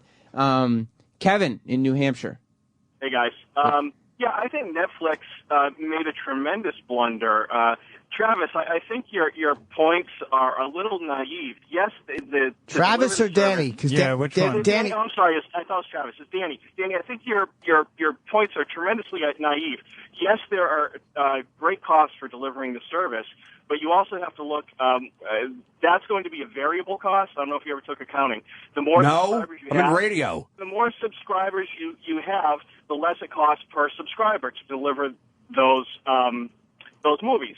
And they've lost. Well, that's not necessarily true. When a Starz deal previously was $20 million and the Starz deal now is $200 million, we're talking about additional cost.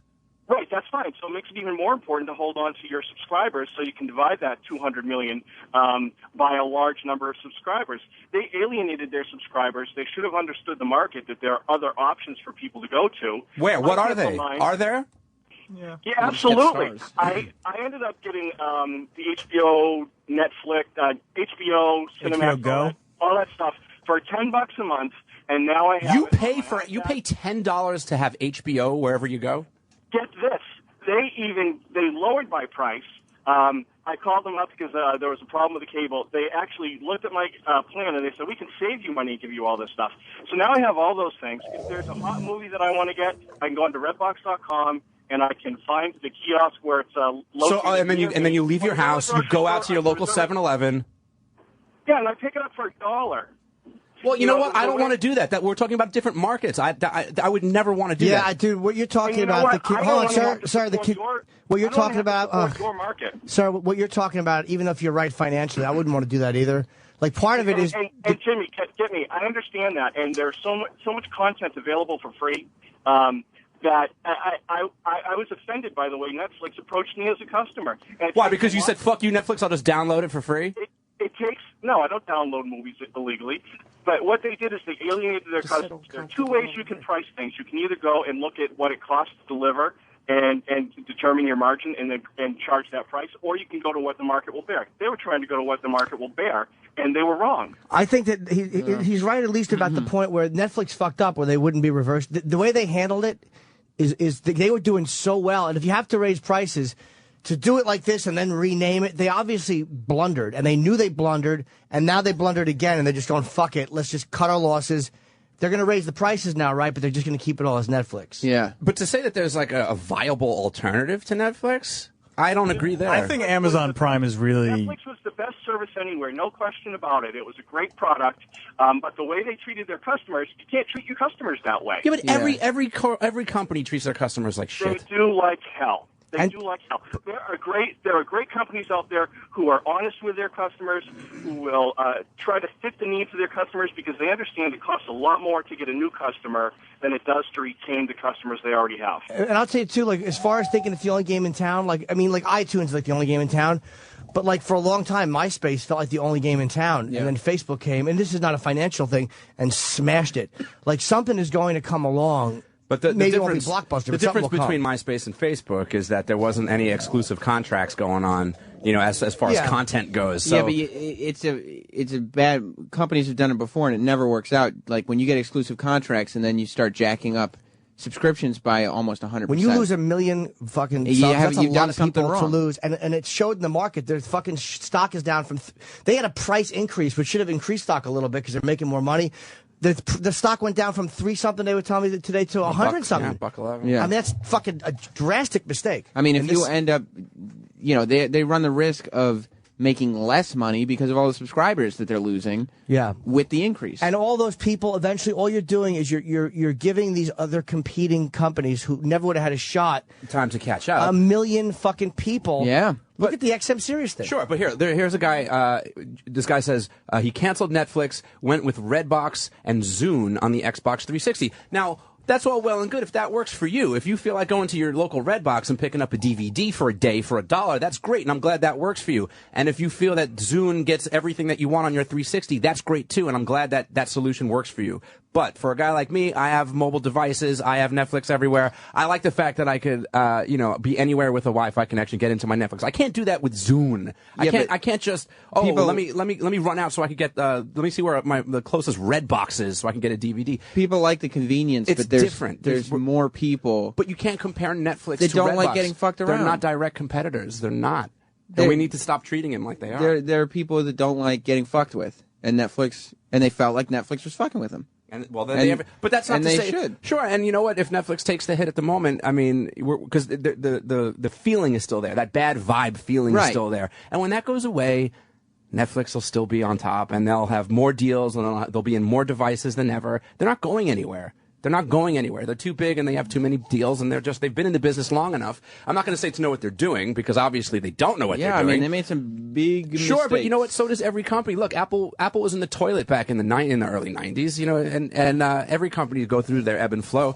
And this is just that big transition. You're seeing a real big problem that a lot of companies, I think, are going to start having because they don't know how to make that transition from physical media to digital delivery. And I think the next thing that you're going to see is video games. I think that's going to be the next hey, what the fuck sort of thing, where people start getting really pissed off about prices. Yeah, well, absolutely. $60. What is it? Well, they're already doing that with game? now you've got to pay to play online, and you've got your access codes and all that shit that used to be free. Yeah, exactly. When you start charging people for stuff that used to be free because costs have gone up, you're going to get people who are upset and won't pay for it. Unless the product is a lot better. Like if the bandwidth makes the product better. And that's why it's the same thing Netflix should have done.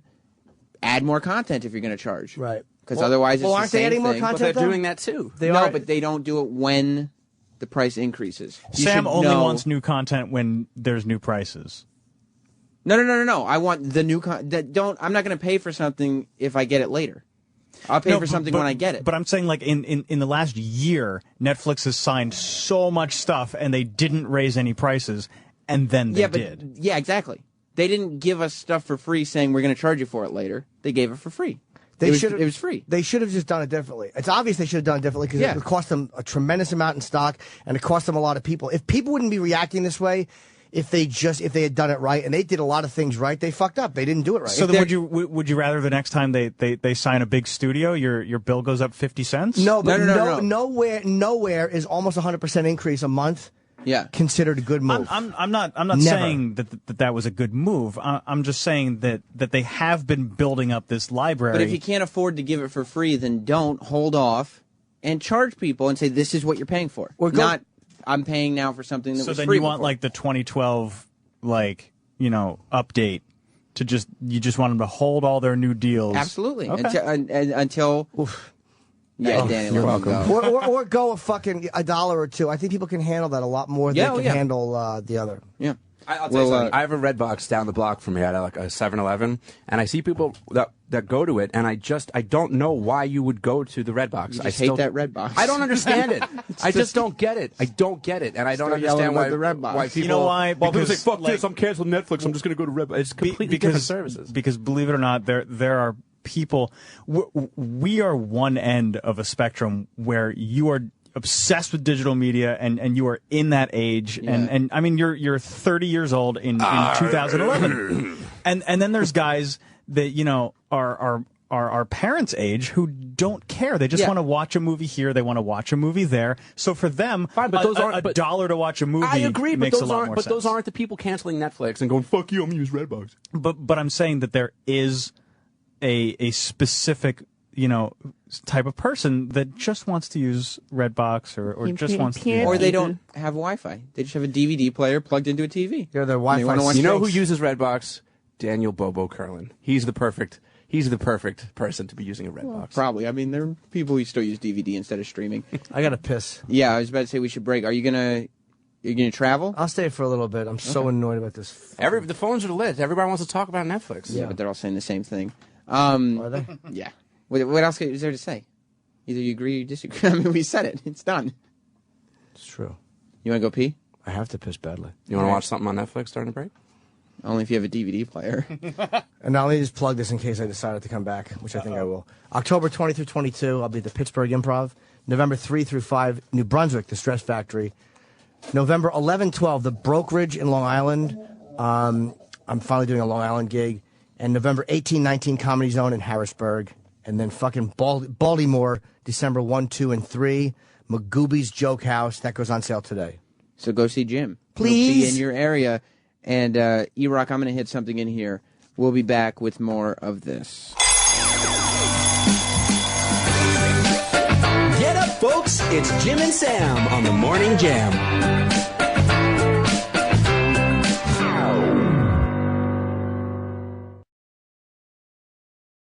This is The Virus, Sirius XM. And now, the Opie and Anthony Show.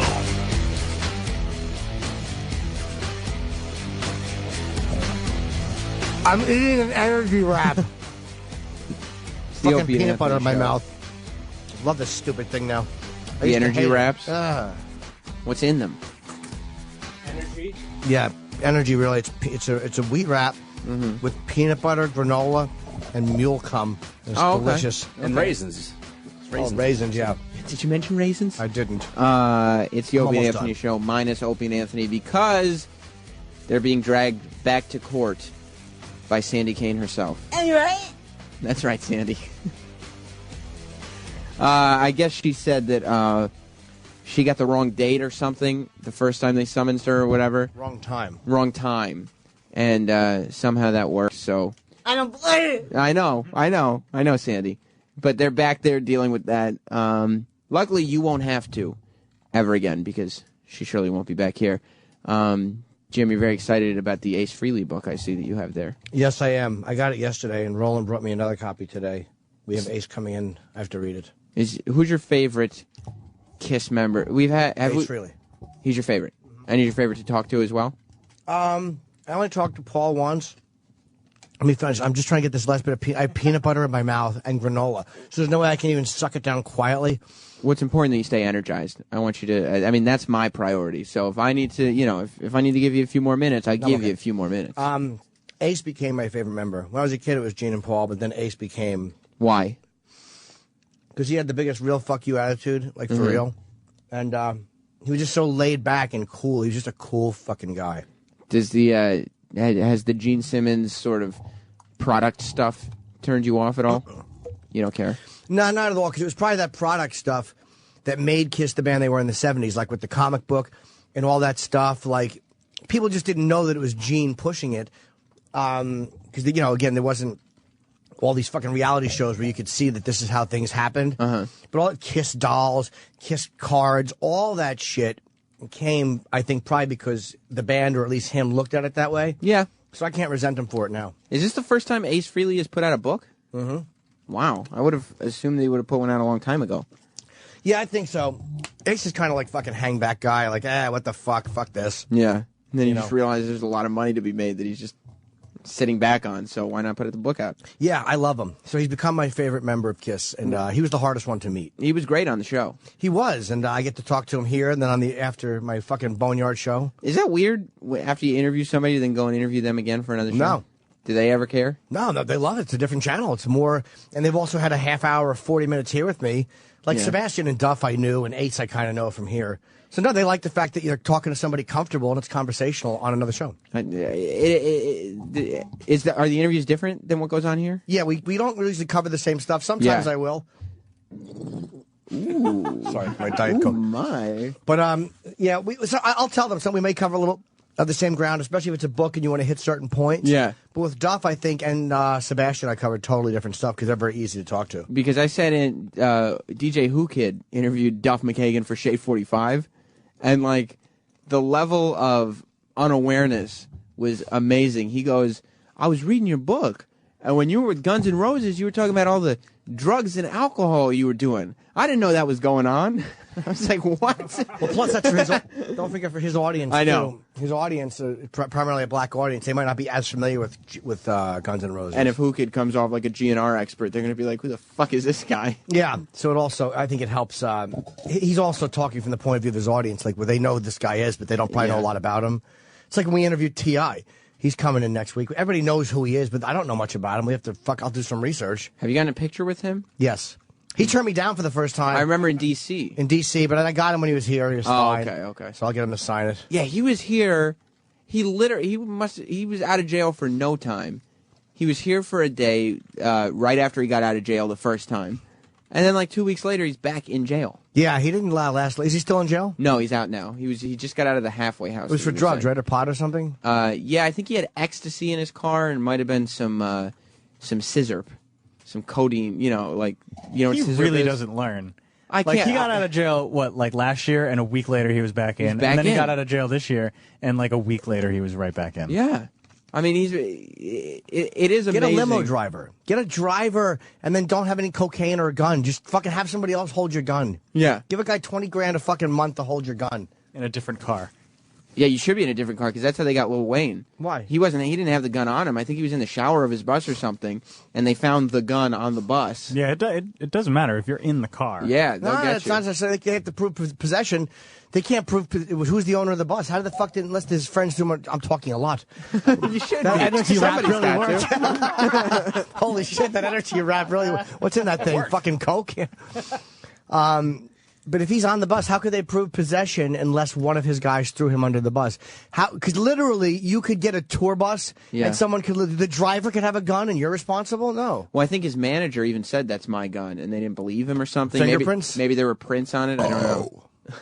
I like to agree and burp talk. Burps, yeah. When you, also I guess we're at the point now where the Wall Street march that the celebrities are now going in like a lot. Oh, good. I'll go down there. Get some pictures. Oh, it sounded like you were going to join them. Like, oh yes, us celebrities are going to be down there. What would I say? I heard driving in this morning that Russell Simmons, Susan Sarandon, the same cast of characters, and Kanye West were all down on Wall Street yesterday.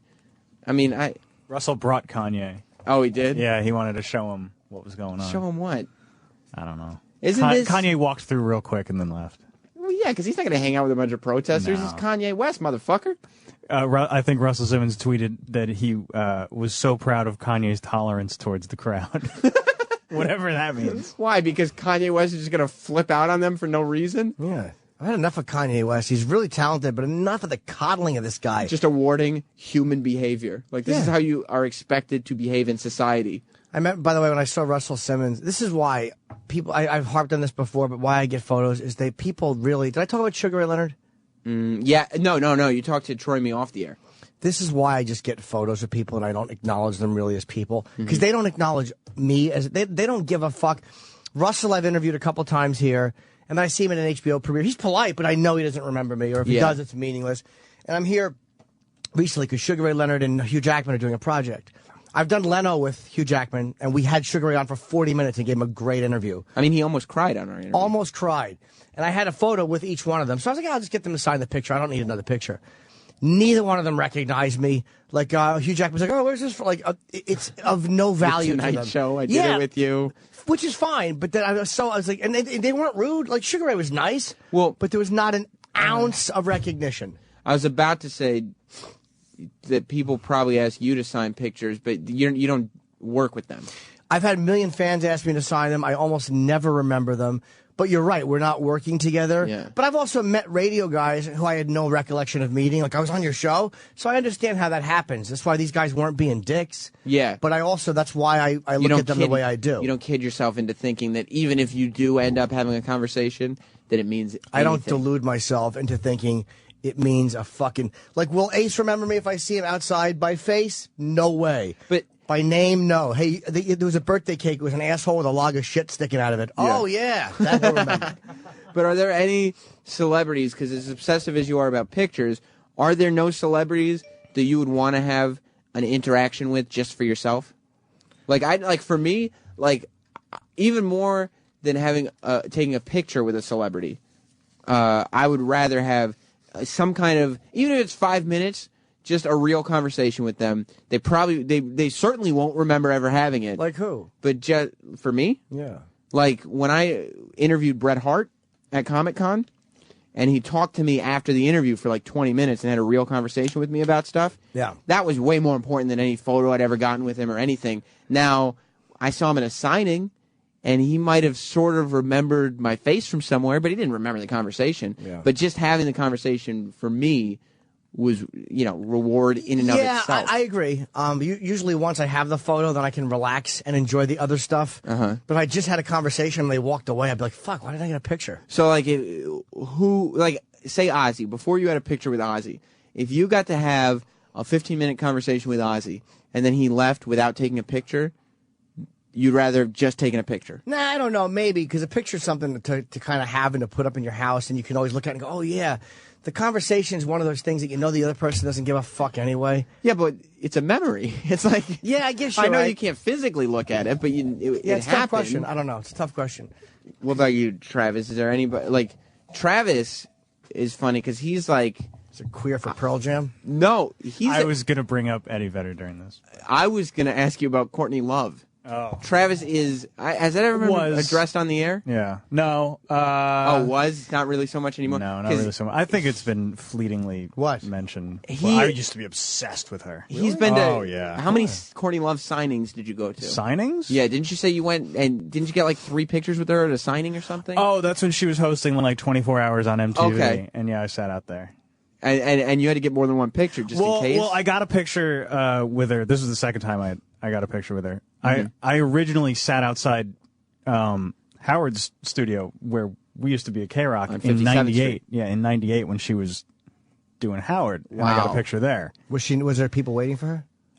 Like 30 people maybe. Yeah. She stopped them for pictures? Yeah, she was very nice. She's always been really nice. I've met her like 3 times and she's always been really nice. But yeah, so I got a picture with her outside MTV and I didn't bring anybody with me, so I took the picture myself.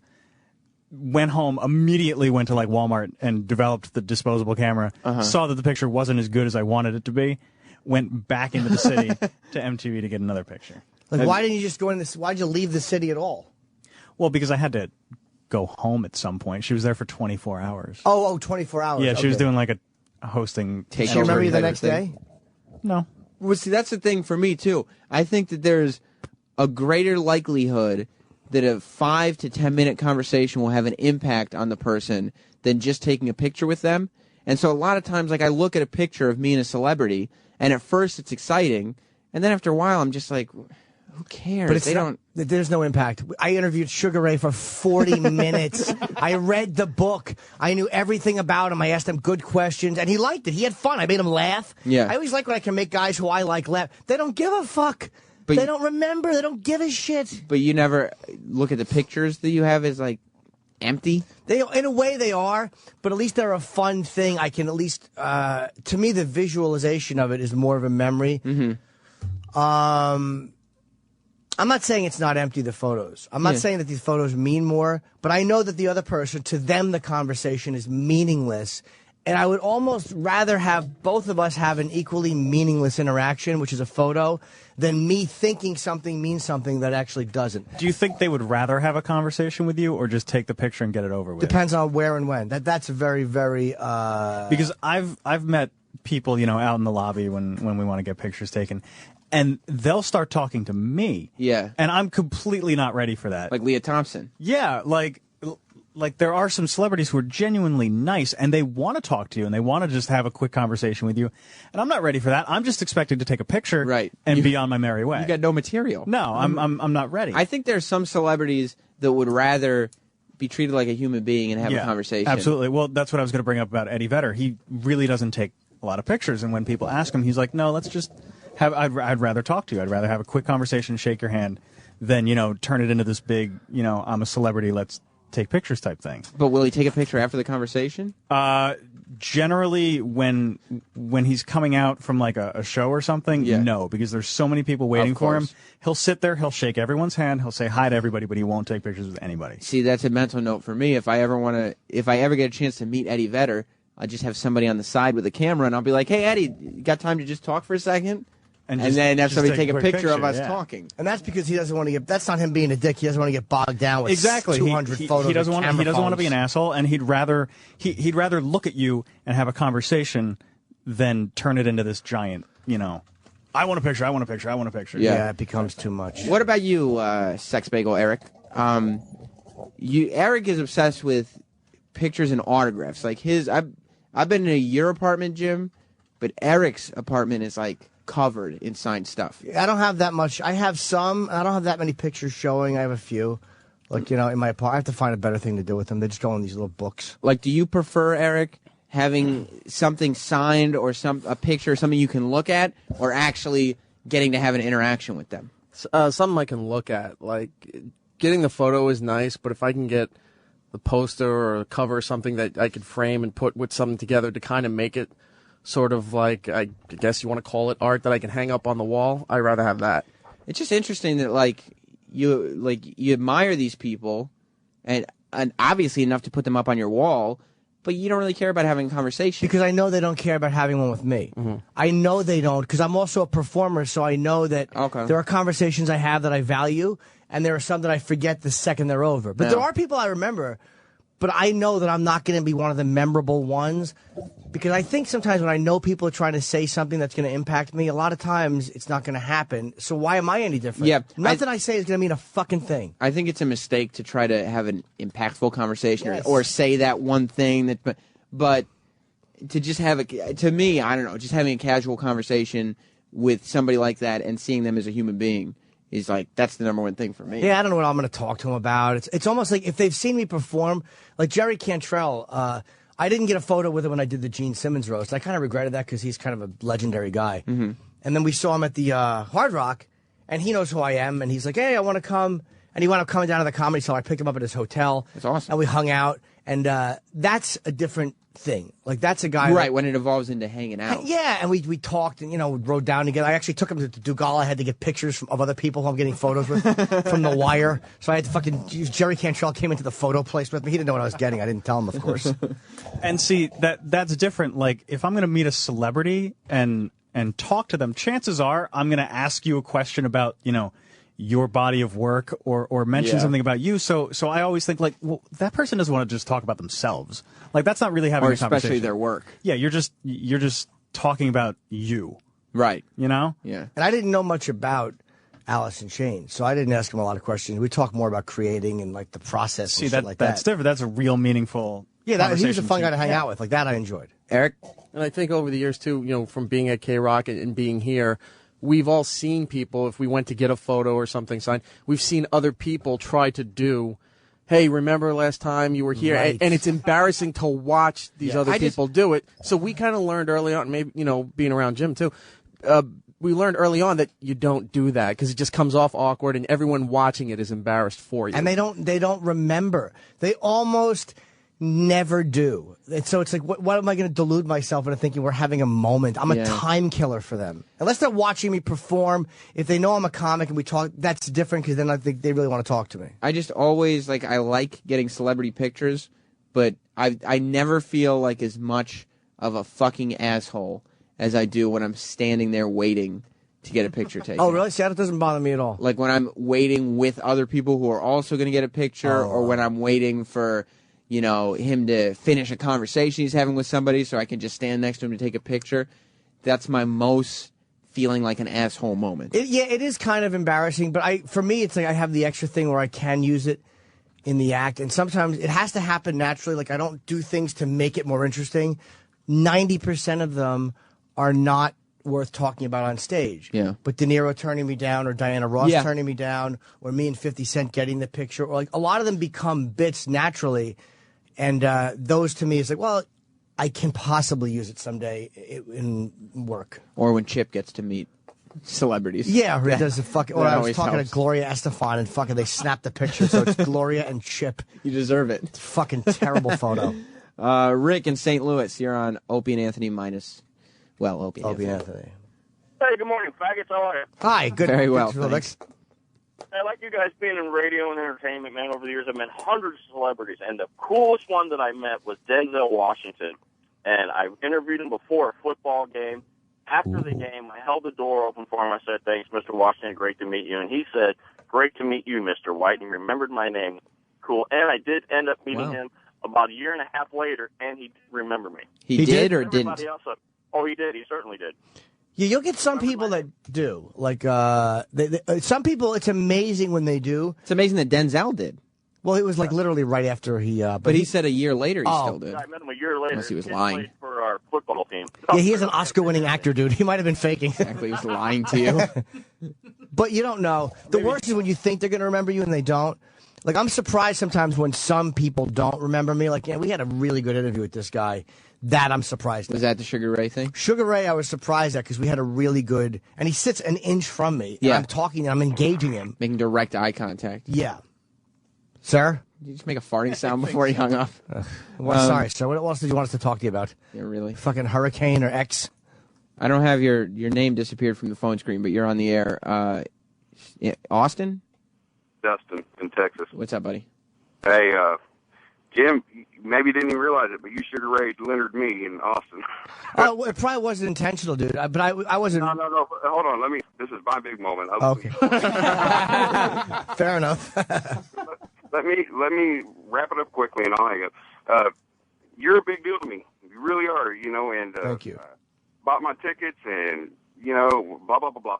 Anyway, just like Sam, I felt like a big old asshole standing in line there. And Kenny's hollering at me to take the plastic off the DVD I bought and all the bullshit. And then I went to shake hands with him, and he said, "Did you get my picture?"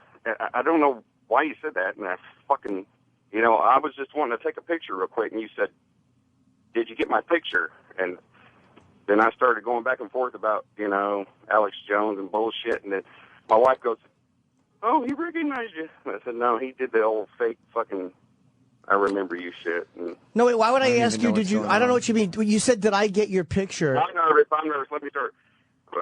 The first time you interviewed Alex Jones, and I tweeted you in Open Ant in the middle of the night because I got upset about, the first Alex Jones interview. And I wonder if did I remember you? No. Oh, okay. No. What's the matter, Rupert? I said you. Sir? Where'd he go? He quit. He tapped out. I'm trying to figure out what he's talking about. I don't know. I have no clue. But he just panicked and hung up. It sounded like Get my picture. Maybe he took a picture. He got a picture with you, and you asked him if he got it. I don't know, but it was very strange. I guess we'll go to our pal Marcos in Yonkers. Marcos. Hey, what's going on, Sam? Hi, Jimmy. Hey. Hey, I was going to say the worst celebrity meeting I've ever had was Brian Dennehy. That guy was an asshole. I was working in the city doing car service, and I seen him crossing the street, and I was like, "Hey, you're Brian Dennehy." And he looked at me with his face like, "Arr!" He just walked away. What was he? He wasn't nice to me when I met him either. Is he a pirate? I don't know. It was just like this mean, get away from me look. And How long ago was that, Marcos? this must have been like maybe 6 years ago. Why? Well, I was if Brian Dennehy is being recognized on the street, he should probably be pretty appreciative. Yeah. He was kind of talking to me when I met him. You said Martin Sheen was the best. He was the best celebrity I've ever met. The nicest guy. Very genuine. You could always feel that when someone's being genuine with you, and Yeah. he was being very pleasant. And Emilio was very nice as well. What do you think of the celebrities showing up to the Wall Street thing? Depends on how they feel. I mean, just because they're a celebrity doesn't mean that they shouldn't. Yeah. I guess they give it a certain amount of weight because they get coverage, so people listen to them, and it does help an event. And Susan Sarandon shows up at stuff like this, and She's Russell political. Simmons I wouldn't be surprised at. You're in support of the Wall Street protesters, I am, right? yeah, I am. Even though I agree with Ant's assessment of a lot of them, I don't disagree with what he's saying. I hate those guys who are making that much money off the bailouts. Like those guys, there's a mentality there. They're worse than guys putting guns in people's faces. These fucking, not the average stockbroker, a guy who's making a living and is trying to deal with you fair, but these twats that know they're taking government money and are still going to fucking give $80 million. It's just, they should be executed. It seems, though, the protesters, though, because they don't have enough, maybe because they need central leadership or they don't have organization, that there's no goal. Like, right, probably right. A lot of them, it seems like they want complete reformation of the economic system, and that's completely unrealistic. That's never going to happen. Like, as much attention as the protests are getting now, because they're all over the place, you would think that they would kind of try to figure out a realistic goal. No, that's not going to happen. That they could sit down and talk. Because they're doing what they've always done. They're mad, and they're going to tell you that they're mad, but they're not going to do anything about it. And there's no solution. Which is why they're in the situations that they're all in. Because you'd think with as much attention as this is getting, I'm sure if there was a leader, Obama would probably talk to the leader and figure out what's going on and what they're after. And if they're after something realistic, maybe they could actually make it happen. I saw a guy with a sign and it said, "I'm $100+ in debt from student loans. I have my house. I can't afford my house. This and that." And this is the guy that's at the Wall Street protest complaining that all these things have happened to him. Now, if you've just managed your life a little more productively and a little more responsibly, you wouldn't be in that situation. What about the people that do it right and still get fucked? Like all the guys that got ripped off by Bernie Madoff or the fucking all these other people that are just making this kind of money, or we the taxpayers who are doing things right. There should be outrage about that. But I don't think that the outrage at the Wall Street, I don't think it's coming through clearly. Maybe it's unfocused, and that's the problem. But I think that's the basic. I keep forgetting the company's name. Solyndra was the final straw. And this was an Obama-backed thing, yeah. But I think that was the final straw of seeing this shit get done, especially after it happened. The government is giving these companies money, and these fucking pieces of shit are doing what they're doing with it. What are the only other... I agree that people should be doing more action, but the action I would love to see them committing is I would love to see them committing horrible acts against certain people. Like what? Whatever it is that mob mentality dictates to somebody who stole fucking $100 million while the economy is like this. Yeah. Whatever mob mentality would dictate you should do to some fucking vulture who has no caring about anybody else but himself. Because they're costing the entire country money. And they know what they're doing, and they have enough. I have nothing against people that make $1 billion. Like Steve Jobs earned his money. He really did. I have no qualm with a guy making that kind of money or Bill Gates money. But when you're in a company and you're taking that kind of money from the government because your company's failing and you've probably fucking failed as an administrator, and then you're still taking $80 million, I think that Roseanne was right and you should be beheaded. Yeah. In a legal system. I think the system should put you on trial and fucking behead you. But I just wish that they could actually use the momentum that they have to get something done and to figure out, okay, this actually, because I feel like it worked. Like, I feel like this protest thing worked because they've got a ton of attention. They have the world looking at them, to a certain extent. And now it's spreading out into Boston and it's spreading out all over the place. Now I feel like people should say, okay, enough with the sort of, this means different things to everybody. We might actually be able to accomplish something here if we could just all get to a common ground and make it something realistic, not, anarchy. Like, that's never going to happen. But they're not going to. There's not going to be enough people to agree on one focus. That's what's going to. Then half the protesters start protesting the other protesters. Yeah, because they're never going to be able to agree. Yeah, there's just too many. There's too many polarizations of views going on. Yeah, they are a lot of unfocused shit. I think it's just unfocused anger. Yeah. And the people on Wall Street, I have no problem with them taking the brunt of this. Because again, they were fucking giving out loans that they knew aren't going to be good and betting against them. They're just fucking dirtbags. And that's what it is, the anger. Like, this protest is a great visualization of the anger that people feel, but it's not getting anything done. Like, we're at the point now where, okay, now we can get something done, or just kind of fizzle out and nothing happens. And if it's like, I agree, like Ant will say things like people got to do their homework and learn like about, and he's right. You really do have to do that. You have to know what you're doing financially.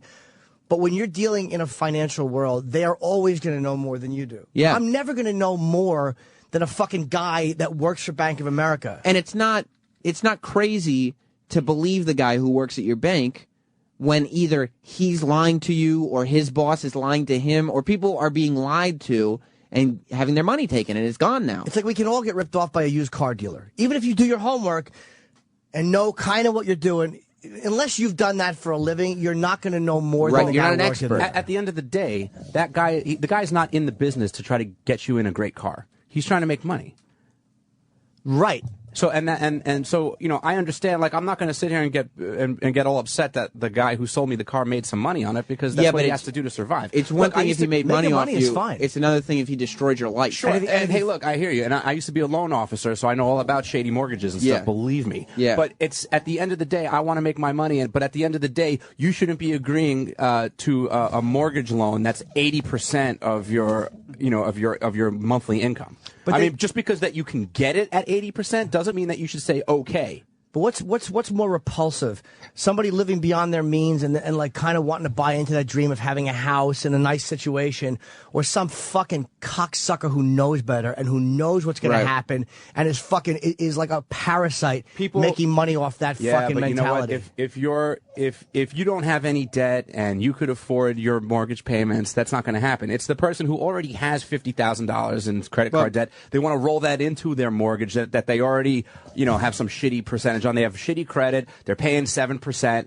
I mean, these are the people that get fucked. But you know what? It's kind of like, well, you had all the information that was available to me was available to you. So whose fucking fault is it? But when somebody comes in, then everyone who gets ripped off should feel that way. Anyone who gets ripped off should say, all the information that was available to me. It's almost like that's what the problem is. It's like if you get fucked, you kind of deserved it.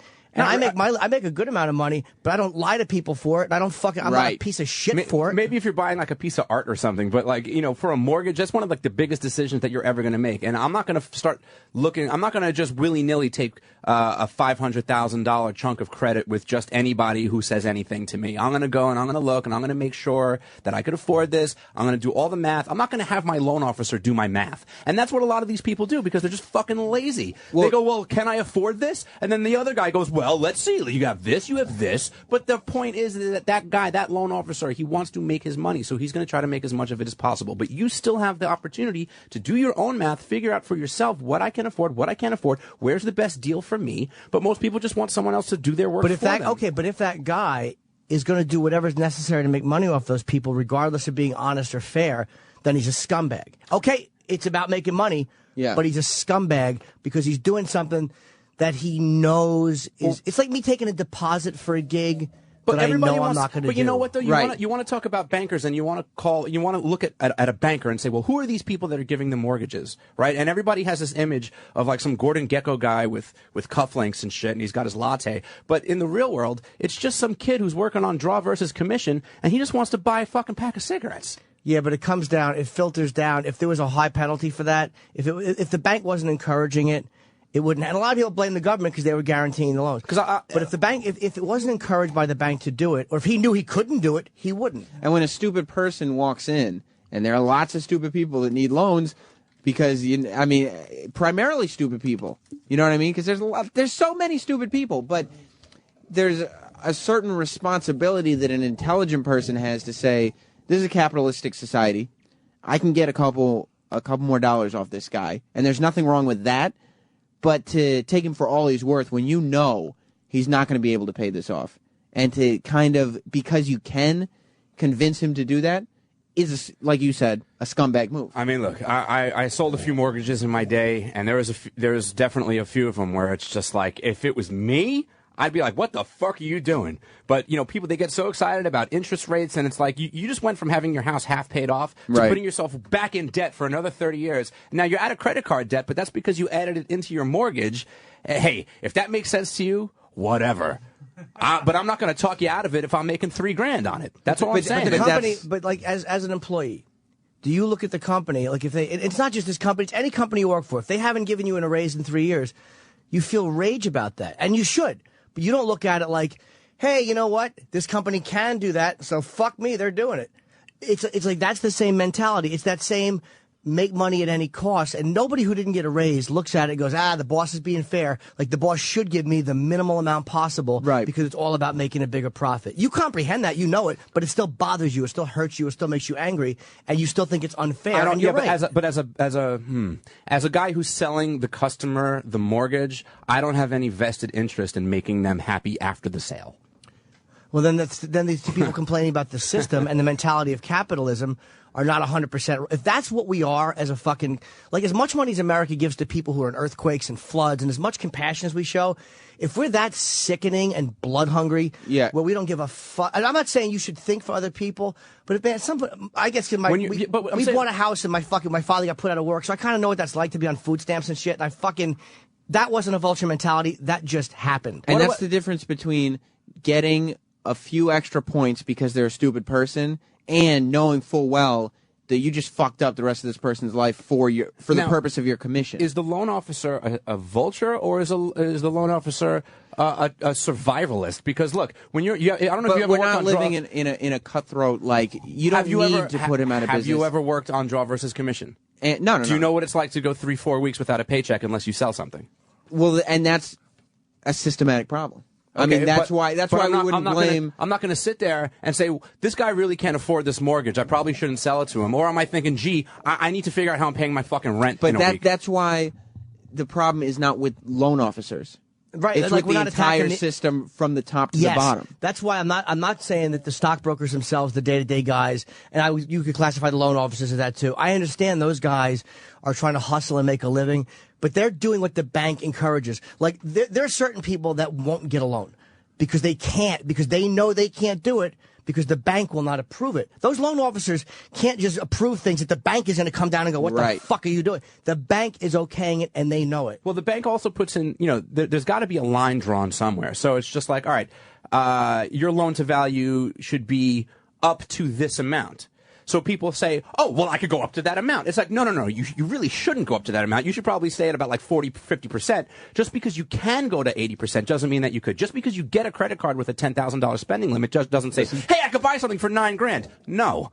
But they do. And that's not the bank's fault per se. Like, I understand that the bank is definitely to blame. I'm not going to say that, hey, I'm defending the banks. They're not doing anything wrong. It's everyone's doing everything wrong. But we should, as much blame as we're placing on the banks, we need to be placing on ourselves and our own decision making process, and we need to say, hey, I can't afford this, so instead of just saying, well, let's see what happens, I'll just sign some papers and then we'll see what happens down the line, make the responsible decision, take a look at what's in front of you and say, fuck it, you know what, I can't afford this, I'm not going to sign this. But like, look at the bank, they give a 0.5% interest, and they take, after taking our money in a bailout, these motherfuckers. When's the last time? All they want? You think they're not going to foreclose on people's houses? These fucking cunts. They 0.5% interest they pay, and they demand 6%.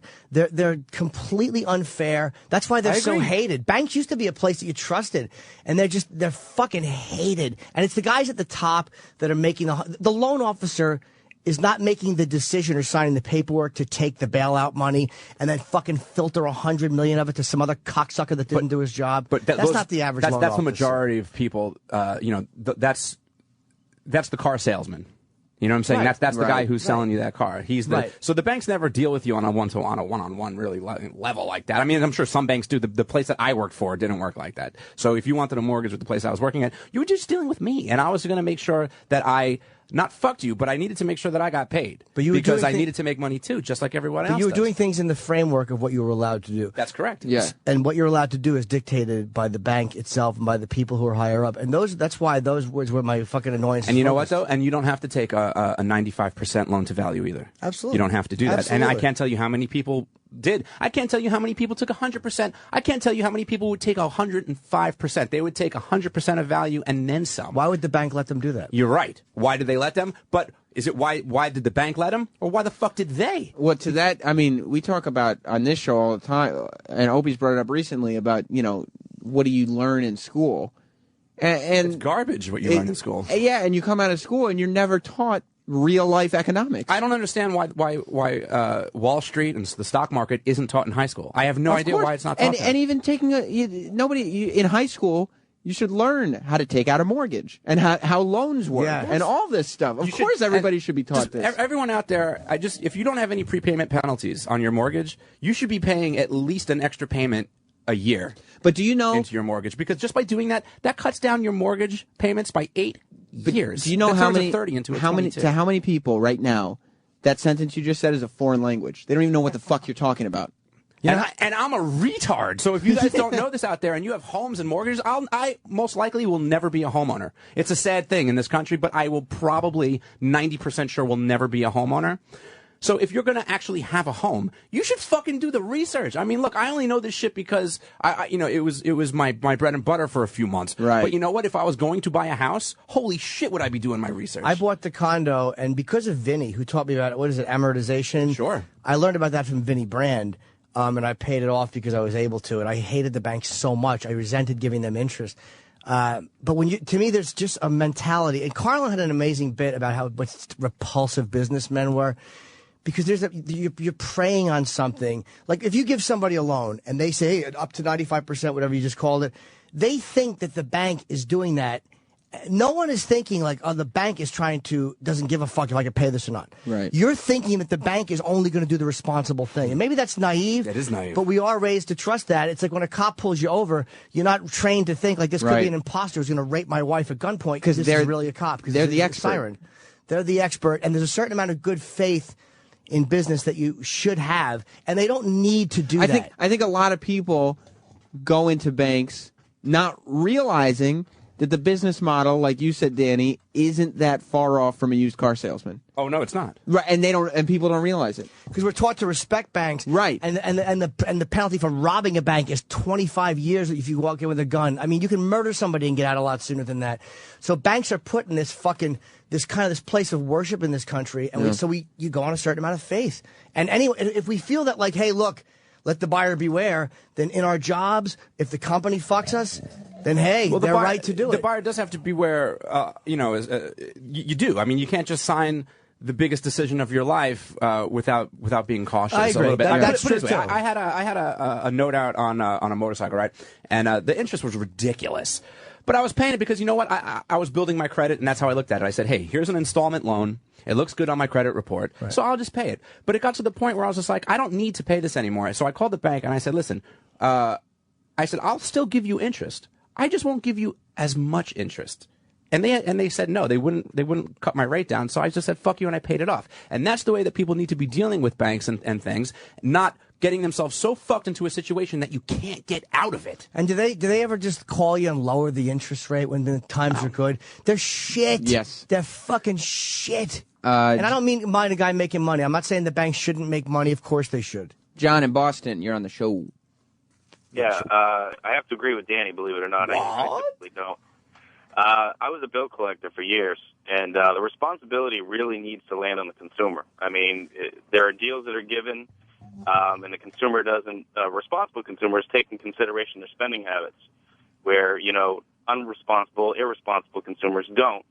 And then they get into deals that they can't afford in the future, and they blame it on the banks, they blame it on the financial institutions, but the bottom line is they put their pen to paper and they signed it. But dude, I in theory you're right. And if the behavior of these people was pretty fair, and there was just a lot of people who couldn't pay their loans because they lived beyond their means, I would go, you know what, you guys are 100% right. But when you look at the way they behave, like Bernie Madoff stole $1 billion from Holocaust charities, and he's in a fucking minimum security jail. These guys, these brokers were betting against the fucking loans they were giving. Like, that's the mentality I'm talking about. This is not just about, hey, a bunch of middle-class people or lower-class people financially tried to be upper class and got fucked. Because there is that scumbag vulture mentality in the financial industry. It's not that like they're being fair and everybody else is a bunch of dummies who lives beyond their means. But you're right. The consumers should know what they're doing. I'm not saying that they're without responsibility.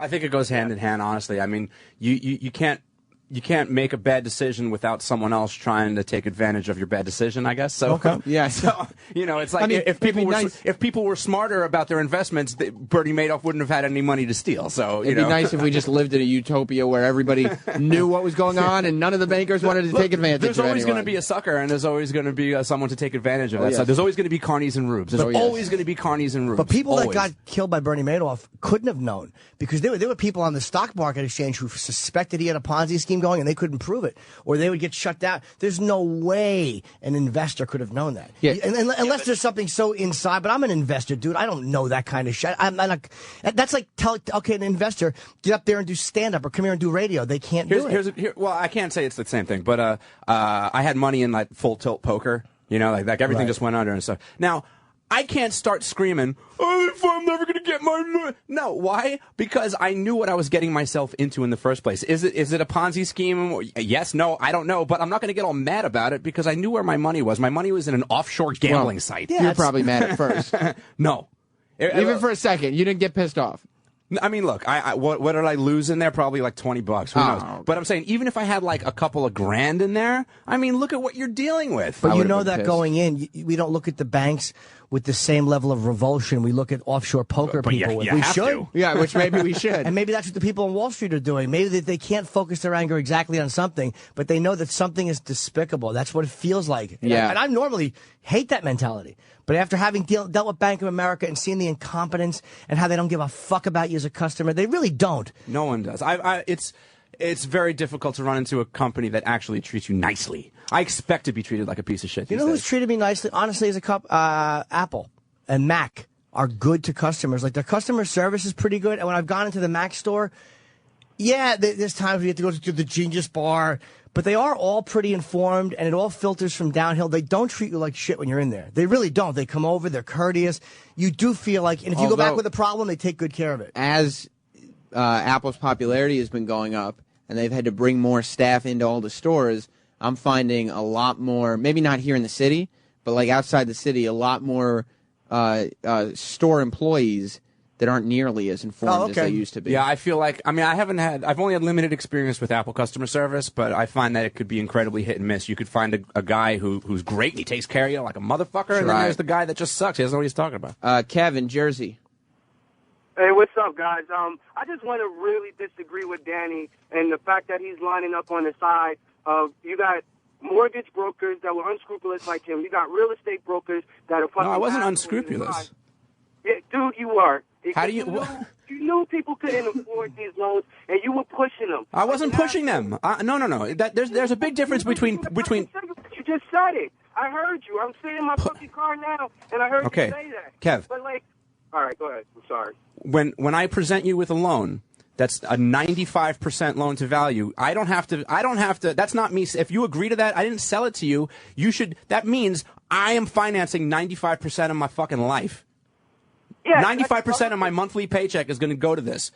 Does that sound like a great deal? Do I have to sell that to you? I mean, look, if you're going to sign that, you're going to sign it. Why should I have to talk you out of something? I'm going to talk you out of my commission on that? Why should I do that? I need to get paid just like everybody else does, but that doesn't mean that I'm pushing it on you. Yeah, you need to get paid by screwing people over. You rather be on the side of the people with all of the freaking bankers, all of the mortgage No, that's not brokers, true. all of the real estate agents, instead of a person, a human being that wanted to get a home for himself and his family. And he couldn't afford it, but he did so anyway. Yeah, maybe they couldn't afford it, but nobody can afford shit. Look at our government; we're in fucking debt all the time. They can't afford their shit. So what? So if the government jumped off the Brooklyn Bridge, you would do it too? But you know what? That's not a bad point, though. The whole country lives beyond our means. The whole country does. Exactly. That's my point. Anybody's going to go. So you should be able to do it too on a personal level. And then you want to be the person that's going to help them to push them over that edge to go over. No, I'm not going to be the person to look. If you think that's right, that's all I want to know. If you want to spend if you want to go ahead and spend 95% of your monthly income on a mortgage, that's your decision. I have nothing to do with that. Okay? If you can't afford a house in this country, well, then I guess you're renting, buddy. I mean, I'm going to be renting for the rest of my life. I cannot afford a house. You're not going to find me on the phone with a loan officer talking about a 100% loan to value deal. It's not going to happen because I know I can't afford it. What I'm saying is that you're coming into a bank, you're saying, give me this loan I can't afford, and I go, okay. And then you want to blame me because I didn't talk talk you out of it. That's not what happens. But it's also there is a mentality when you're praying. When I shouldn't even say praying. When you know wanting a home is different than going from a Ford to a Lamborghini. Wanting a home it's like you're taught it's the American dream. To me, it's almost like you are taught. If I'm out with a chick. And I know she'll fuck me, but she doesn't really want to. She wants love, and I tell her I love her just to fuck her. Mm-hmm. To me, I really won't do that. I'm a piece of shit, but I won't say I love you and lie on that emotional level, because to me that's a vulture move. Yeah, she's dumb for fucking me. Yeah, she's dumb for believing it. But there's something in me that is so bothered by having to lie like that. So dangling that house in front of somebody who can't afford it, but just don't give them the loan. Right. Don't give them the loan. You assume as a consumer that when the bank gives you the loan, they wouldn't do something wrong. And it's a stupid assumption. Just like that girl wants to believe that if I say I love you, I really do, and she's not being a fucking anonymous whore by giving me a pussy. But I won't do it. Well, it feels vulturish. The person wants the loan, and I want to get paid. If I got a salary, maybe I'd have some more morals and ethics. But you know what? I'm not getting paid unless you get a loan. So get a fucking loan. Well, and that's the problem. I'm a scumbag. I'm a scumbag because I want to get a paycheck too. Everybody wants to get paid. Shit rolls downhill, my friend. Rory in Michigan. Rory. Hello? No, Rory. Hello. Then instead we'll go to Joe in Brooklyn. Hey, guys. It's Joel, actually. I just want to say good morning. Hello. Danny, for the most part, I like you, so it's going to sound like I'm attacking you a little bit. Don't take it to heart. But He's very sensitive, Joel. I know he's not, guys. I know. But look, I think really one of the big fundamental problems here is that Wall Street, and not necessarily Wall Street, but the banks mostly, have the smartest people in the nation, and they recruit them constantly. And they're basically looking at ways to dance around, or as close as they can, to just fucking someone. And, I hate to defend the rubes and stuff, but when your goal in life is really just to fuck, people that are a little less intelligent as much as you possibly can. No, but this guy's right. I just feel like there's something really wrong about that. And Danny, dude, you're right. You got to fucking be informed. But do you understand? Do you realize that what you're saying is opportunism is what built this country? Taking advantage of someone who is stupider than you is called business. Then we can't be mad when the company does it to us. That's the point I'm making. If we're going to live by that value system, fair enough. But then, don't get mad if this company goes, you know what? I'm not going to give anybody a raise. Matter of fact, we're cutting you 30%. It's we all know how that feels. I don't like it. If you're willing to abide by that, you better make sure you're the smartest person. And the feeling of being fucked. When I'm fucked, I never feel like, hey, you know what? I've fucked other people. I get angry and I want to strangle who's fucking me. And there's always the person doing the fucking always justifies it to themselves. Nobody thinks I'm a vulture and I'm a piece of shit who's making $80 million off the backs of people who I probably went to high school with. Nobody realizes they're being a vulture. We all self-justify. I don't steal material because it's shitty. You know what I mean? I could, but there's something inside of me that would feel like I needed a fucking shower if I did that. There's no value in that. And I agree, but at the same time, there needs to be a level of responsibility on the consumer level. Like you can't just say, "Oh, the bank did it." Well, it's like, no, you did it too, okay? Because the bank didn't come to you and force your hand on a piece of paper. Like the numbers were all in front of you; they were all there, okay? But buying a house is not a guaranteed investment. It is not backed by the FDIC. It is a risk. You might as well take $500,000 and go to fucking Mohegan Sun. It's the same thing. So just because you lost, you can't start complaining that the banks fucked you. You need to be in control of your situation. You need to rationally decide what is financially viable for you. And if you can't make that decision and you're going to let a bank do that for you, then you deserve whatever you get. Then that's the way we should look at our jobs. If we're not making the money we want to make, absolutely. Well, then get a better fucking job. We should be happy with that. But I don't mean just get a better job. I mean, if we're not making the money we want to make and we know the company's being unfair, we should accept that unfairness and not only accept it, but understand it and take it in stride and not be bitter about it and not be angry about it and not feel fucked over by it.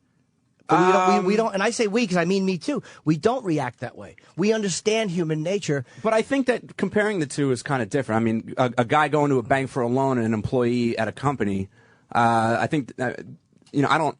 But the company knows that they don't have to give you a raise. You're gonna stay. You're gonna keep working.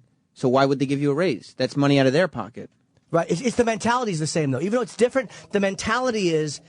the people who have a tremendous amount of it are being unscrupulous or not being fair. I don't mean they shouldn't want to make a huge profit because they have stockholders to answer to, but there's a level of fairness that, and you know, the consumers are guilty too because we're all greedy pigs because lawyers don't put a gun to your head and make you sue. You go to a lawyer and go, I want to sue because I slipped.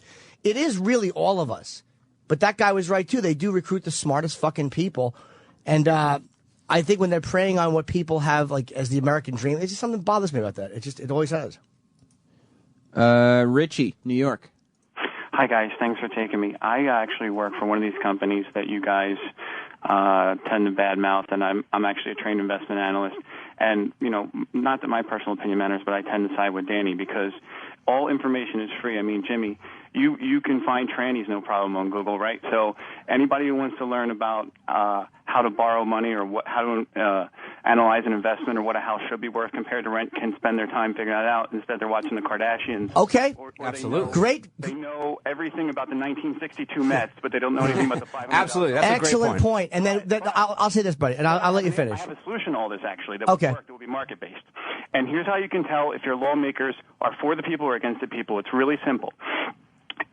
Economic cycles are typically about 7 years long, right? So if there's fraud or whatever going on in a bank, it will be exposed within 5, 6, 7 years.